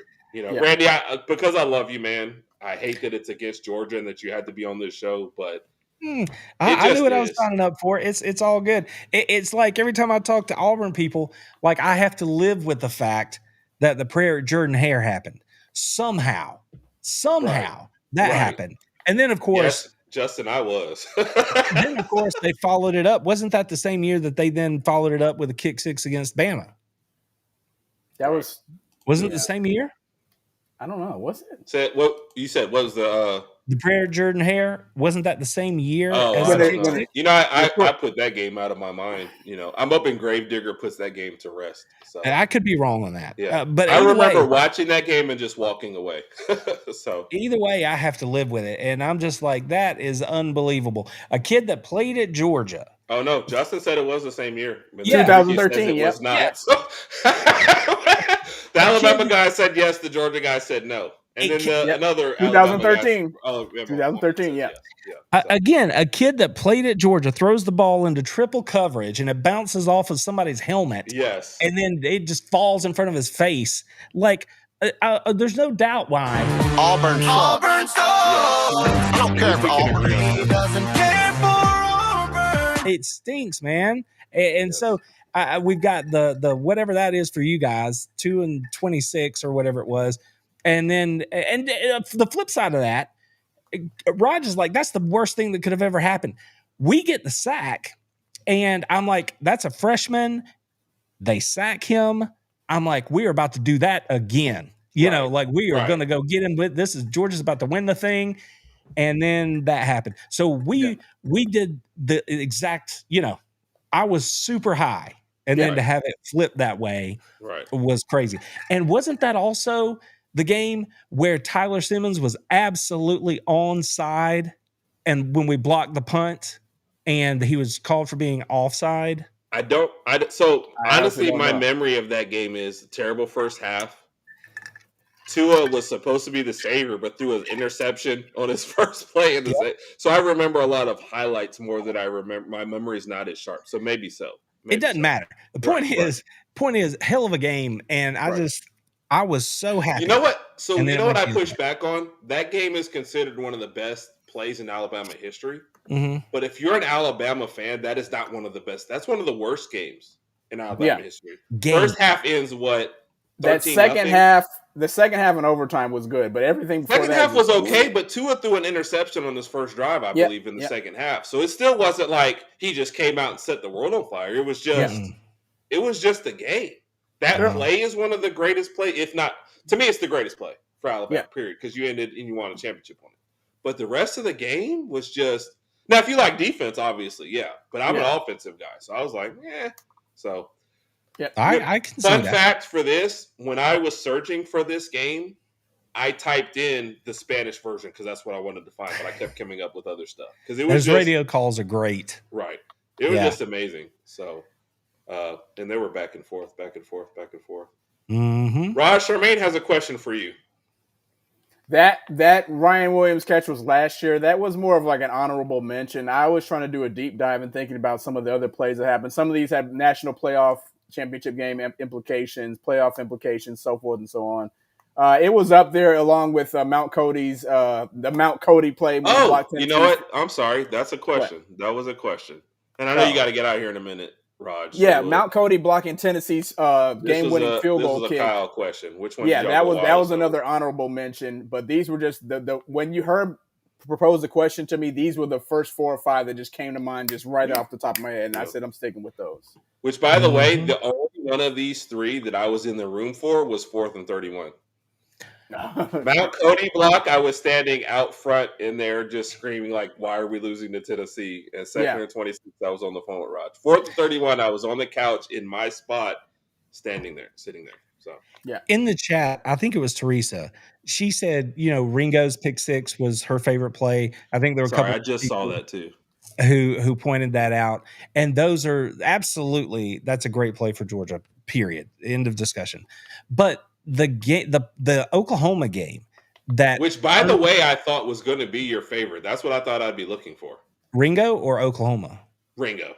Yeah, I knew that. That's why I was like, "You're wrong." Yeah, I knew. Totally not. Raj, that's our actually. Hey, I know what your favorite. Randy said no. Herb, you're an idiot. I was like, you're wrong. I probably am. But the game. Think about the Oklahoma game that got us to Atlanta to play Alabama. Think about what had to happen in that game for Georgia to even get there. Like the cinema that was that game in the Rose Bowl was incredible. And then I thought we were still going to lose it right up at the very end, except for Lorenzo Carter hung in the air like levitated and blocked a field goal, right, to put them in position to win the thing. when Sony gets loose. So that game in and of itself, that's probably the greatest Georgia game ever. You know, and that it's hard to separate for some people. Like Raj, the Kenyon Drake game was probably one of the better games. The Tua play would be one of the better plays. And you have a lot of I didn't realize we missed so much in here. So the prayer and the kick were exactly a week apart. That's crazy. That was insane. Yeah. This is why it's weird for me to say going to Auburn and going to Georgia I have on the same level for this next year. Yeah. But this is why. Plus a 5-game winning streak. Yeah. And the end of the year. Like the thing about Georgia, if you lose that game, it's the 4th game of the year. You know what I mean? It's in the grand scheme of things, you can recover from it. You can recover from that. But you could be, 9-2 going into the Auburn game and a playoff berth on the line. And they've spent 2 weeks. We've seen it. 2 weeks game planning for you. So it could be crazy. I take this even a step further, and I always tell our friend Kyle. So I always tell our friend Kyle from E2C, not only is it an Indian burial ground, but there are UFOs right beneath the 50-yard line. Like they've buried the spaceships right beneath the 50-yard line. I believe it. Because the worst Auburn teams can compete with the best Alabama and Georgia teams at home. Dude, it is wild. I have the blessing of having Larry Munson as our past play caller. I think about the hobnail boot. I think about, oh my God, I just broke a steel chair, 1980 Florida with Lindsey Scott. I think about winning at Auburn to Michael Johnson, David Green to Michael Johnson in 2002 to give Georgia the first SEC championship in a lot of years. There are so many great plays that it was really, really hard. So for me, I could just be like, the Ringo play. But I'm like, that's everybody's favorite play. Right. For me, that's why I picked the one I picked was I made it personal. That's iconic. That's iconic. Yeah. So Charmaine, after that first half, it just had to happen. It's not the Jalen that we know now. It was different. I miss Carol also, but this was kind of unplanned too. So but Carol's one of our favorites, so definitely so. Yeah, nobody knew I was coming over here. Like I said, I kind of just kicked the door down. So but we love it, Randy. So there was no hesitation, right? It was like, come on, I've already sent you the link. I sent Randy the link before I asked him questions about what was going on. So the answer was yes, and then hey, here's the questions. It was on my end, it was like 8:35. I'm still like, where's the link? It was here, but I was like, I gotta log in and do the thing. I was late, but yeah, like. I kind of just kicked it in, so there you go. Yeah. We love it. So I'm free most of the time these days. So I agree with that, Mike. So let's get through the rest of the comments and let Raj get on out of here. So, Raj, thanks for hanging out, man. High five. Hey, I appreciate you guys, man. Raj has twins and his mom at the house, so he's really just kicking on. So twins turn 2 tomorrow. Casey, good moment for sure. Congratulations, man. That's awesome. It's funny because they were born on 7/20 at 7/20 and 7/21. So I will always remember that. A week early, a week and 2 days early. So I was on vacation when I got the call like, hey, she's having high blood pressure. They might have to come early this weekend. Yeah. Hey, they're coming right now. A funny note, you say they were born on 7/20 at 7/20, right? Yes. And 7/21, yes, sir. My oldest, our first, was born at 3:20.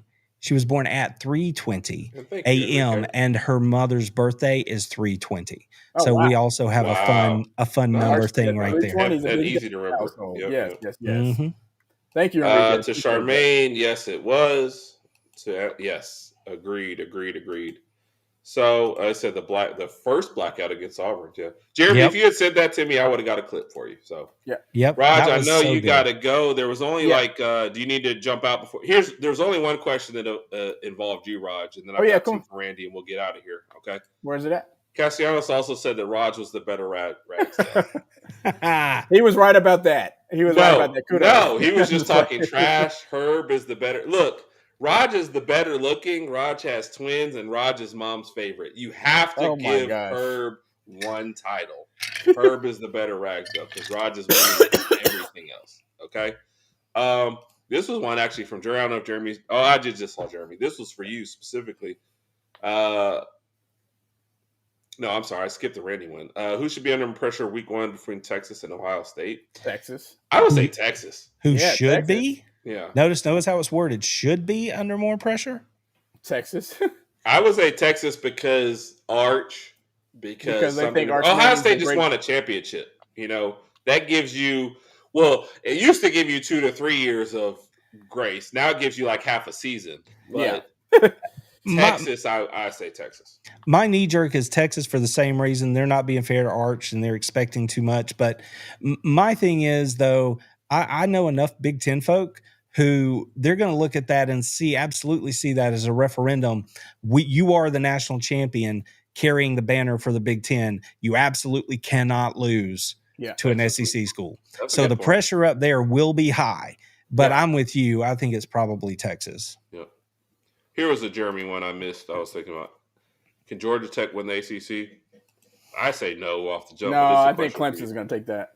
I think Clemson's the preseason favorite. I right honestly, now. Jeremy, by the way, I looked it up for you. I looked it up. Period. Odds right now has Georgia Tech at 5th. Clemson, Miami, Louisville, SMU in that order before them. Yeah, I would say that might be a stretch. Now that's a different question than asking me if I think Georgia Tech can beat Georgia this year. Right. So, but it's different when you're on top. Everyone saves their best stuff for you, and a rivalry game. That's totally different. I agree. With that. Don't get us into the 8-9 conversation. I had a whole thing with Mrs. Beast, Alice, and I was explaining to her the 8-9 conversation inside the SEC, how we've been talking about it for years now, and I laid it out bullet point form.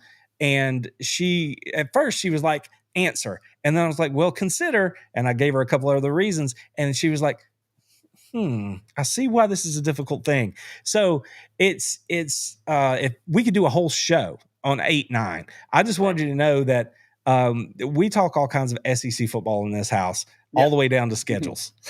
Yeah. Yes, sir. Last question that I saved from earlier. This is specifically for you, Randy, I would think. The most frustrating coach in Georgia history. History's the question there. He's the most frustrating coach of my lifetime because with Dooley, I knew, with Goff, I kind of knew like, we're just not good enough, And then we got to Coach Donnan, which was when I was in college, and you had a big hope, but at the end of the day, still just we weren't good enough. And then Coach Richt got there and changed all that. And then you thought you were good enough. And every few years they were. But inevitably he was going to lose a game for some reason that they should never lose. So in my lifetime, he is absolutely the most frustrating Georgia head coach. History, I don't know. I honestly think you might be able to look at Dooley over the course of his entire career and maybe make that argument for him.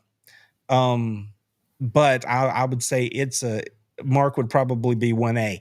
And that is in no way a shot at him. It's just the reality based on your question. Yeah.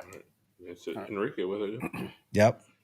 I have a wonderful Mark Richt story. I've told it a few times. I don't want to keep Raj here, but and I'm not going to tell it now. But Mark is he's a great dude. And my story it's a great story just about what a great dude he is, Okay. So, and what he did for Georgia was awesome. Just awesome. Yeah, I agree. I think it was just getting over the hump, but otherwise. I mean, all he did was average 10 wins a year in Athens. That's all he did. Yep. Roger, this was for you. Hitting the twos. Appreciate it, Teresa. Thank you so much. Yep. And this is a good note to end on. We kind of didn't touch on the top 5 defense, but it was going to tie into the preseason SEC rank. So hard to have a top 5 defense and no defender on this preseason rank. So we'll probably get into that a little next week. Go ahead, Randy. What you got? Nothing. I mean, if Raj has to go, I understand. I'm good for whenever, but I'm with you. I don't see how. I do see how you can have a great defense and not a top flight defender. Right. But I think I can see how it would happen, but it was still odd to see that, Yeah. But I can understand if you look at it position by position, which is what they're asked to do. When they give us those things, they don't give you have to just focus in on the one thing. Right. And half the time you're looking up 2 or 3 of the options anyway, because maybe you don't know them when you're having to make that vote. So I can see how it would happen. Right. Gotta recognize royalty. Thank you, Carol. Sorry, Carol. It's on the way out. Hope you go back and check. People were asking about you. So yeah, Carol. I just jumped on board late. You know, that's how it got down tonight. It's all good. Randy, what you got going on this week? What's coming up? Oh, you know, we're live every Wednesday, so that's the primary thing. I do have a new venture. I'm doing twice the work now because I have a plus version of the podcast. That's a subscription-based version, but it's all new, all exclusive stuff. You can't get it unless you tap into that. So I'm working twice as hard. People tell me they want more content. I'm like, we do. Let's do it. But I gotta, you know, I'm working that much harder. I gotta make it worth the time to do it. That's just the reality of it. So, but that's keeping me hopping most of the time. The rest of the time, we're going to be back in school here in a couple of weeks. So I'm starting to think about that. We're squeezing in fun here at the end of the summer. Yeah. I like it, Randy. I like it. Randy, I appreciate it, man. We always have a fun show when you're on. So, listen, like I said, I'm free most of the time right now. So if y'all need me, want me, whatever, we'll hook up a weekly show. We can do whatever y'all want to do because I am flexible, right? That's not right. I'm very flexible right now. So you know what's sad? Me and Roger were both like, yeah. Okay.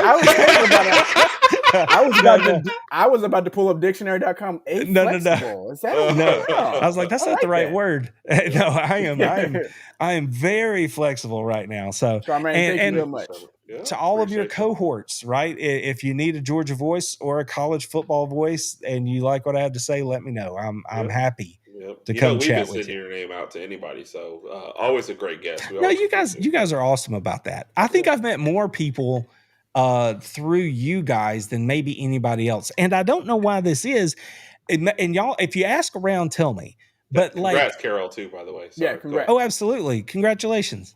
The people in the Georgia bubble, I don't get a lot of invitations to come on their shows. Mm-hmm. And I've been thinking about that a lot. And I'm like, is it because of the way I do my show? Yeah. Like a solo person who's just talking about a thing. And so maybe they're like, that's not what I'm about.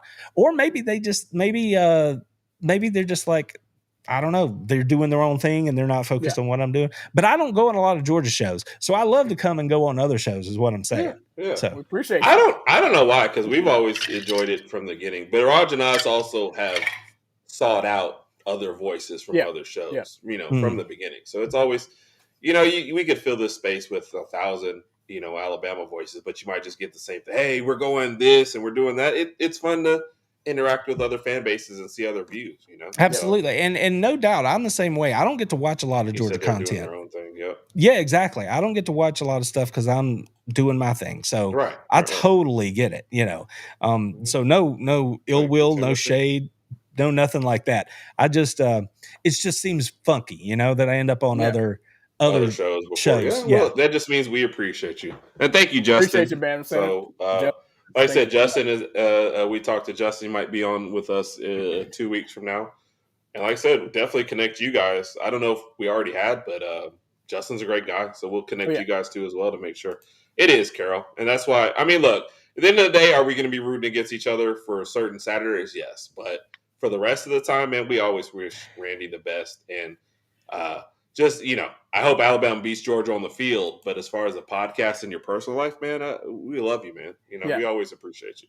Dude, I told you guys the other night, right? The Alabama Georgia tickets went from like $420. Yes, you did. 2 months ago. They're like $630 minimum right now. I looked at Alice today and I'm like, unless I'm working that game, like if something comes through and I'm working that game, that's how I'm getting into the stadium that day. Yeah. So Herb, if nothing else, man, I might just have to belly up to somebody's tailgate with you because that's fine. I'm like, I don't think I'm going to shell out that kind of money to get in there. And, that's just reality. I'm just not going to do it. That's just tough. That's just tough. Kentucky, do us a favor. Go to the Herb N Rodg. I know you're probably on Randy's stream. Go over to ours and give us a like and give us a follow, man. We appreciate you. That. And somebody else wrote it because I have a quick story to tell. Somebody posted, and I'm sorry. Oh, yeah, it would be amazing if not a bi-week show. So, true story. One reason why we were not really planning on a Georgia preview is because we do so much stuff with them before the season. Before the Alabama-Georgia game, we had 2 specials that we did. And so we were thinking, we're not going to do a Georgia preview because we cross paths with them so much. Yeah. Somebody dropped out. We needed a last-minute person. Randy jumped in. And as always, it was one of our best shows of the year, the Georgia preview. So, we do good stuff together. So we're trying to get together more, especially in the off season when everybody has time. So we appreciate it. Yes, of course. We will be on with Corey Burton of Locked on Vanderbilt this Tuesday. Yep. I had the hardest time trying to track down a Vanderbilt representative. I reached out to kind of everybody that I could find. And I was like, why can't I get you? Look, all right, hold on. Sorry. I reached off here. See, this is the cheat sheet right here. I'm going to show you a little something. You're going to be like, whatever, Randy. But this is the cheat sheet. Okay. Let's see. Let me hold it up here so you can see it. This is the Football Writers of America guide, which I'm a member. And so in there, they hook you up, right? You can get in touch with ADs. You can get in touch with beat writers, whoever, man. They got it in there. That's part of the perks of being the member. And I was just like, why can't I get any of you people to get back with me? Because I'm like, I don't know why it was so difficult to get a Vanderbilt person on here. So just an aside, you would think that might be one of the easier ones because there really aren't many people that that's what It was hard. So Corey was our first one. Do you know what team was hardest for us to get? I'll give you one guess and then I'll tell you. Now keep in mind it's somebody we played, so I didn't, it's not like a Mississippi State or even Ole Miss. So it's somebody we're playing this year. So South Carolina? South Carolina. Yep. I know a guy. It had to be the 10th South Carolina. We even had a South Carolina show planned, and then the guy kind of went, no communication. So South Carolina show with Jack Veltri from Locked On Gamecocks was actually weeks after when it was supposed to be because of that reason. South Carolina was our show. Jack seemed like a million of them. He seemed like a good guy. Yeah, he so that really was good cool. guy. And he's a writer too. So I think we've had like 90% podcasters on and one writer, and he was great. So how different would you say that experience is? That one was 0 because he was full of So I only say that because I was on another show and somebody was like, "Hey, you got to be careful writers because sometimes their their personality's not there." Right. That was great. You would not have guessed it was strictly right. Now he does a radio show, I guess, in the morning too, so maybe that's part of it. The personality really showed. And our show, we're going to be like, look, we're going to have some fun. If you're strictly facts, you're probably not fitting in here. We got to get some laughs out of you, Yeah. And he was great. So, Raj, am I right? That's like the only writer I think we've had. Yep. It can be different. Jay from Oklahoma, I don't know if he was necessarily a writer, right? No, he was he has 2 podcasts, Unfair Sports and Locked On Sooners. So yeah. There you go. And usually you get those guys, like I can think of a handful of people, three maybe, that they don't want to be on camera. You don't want them on camera. It's not good. You know what I mean? Yeah. It's not good. Yeah. And, but for the most part, given this ecosystem the way it is now, everybody's more comfortable coming on and talking and doing whatever. And more than half of them are like, heck yeah, let me get on some podcasts because I want to do more of that. Because they all have visions of growth for themselves. Yep. They're trying to get better. So I agree. Yeah. All right. Like we said, Locked On Vanderbilt will be joining us. Corey Burton will be joining us on Tuesday, and then we'll be back next Saturday. Domo might be joining us. Randy. Oh, yeah. Thank you, we man. appreciate you. It's always a good time. Always some good drinks too. So that's another side. I appreciate it. Everybody, you guys have a wonderful night, and come back and join us next week. Oh yeah. Roll Tide. I kicked our outro out.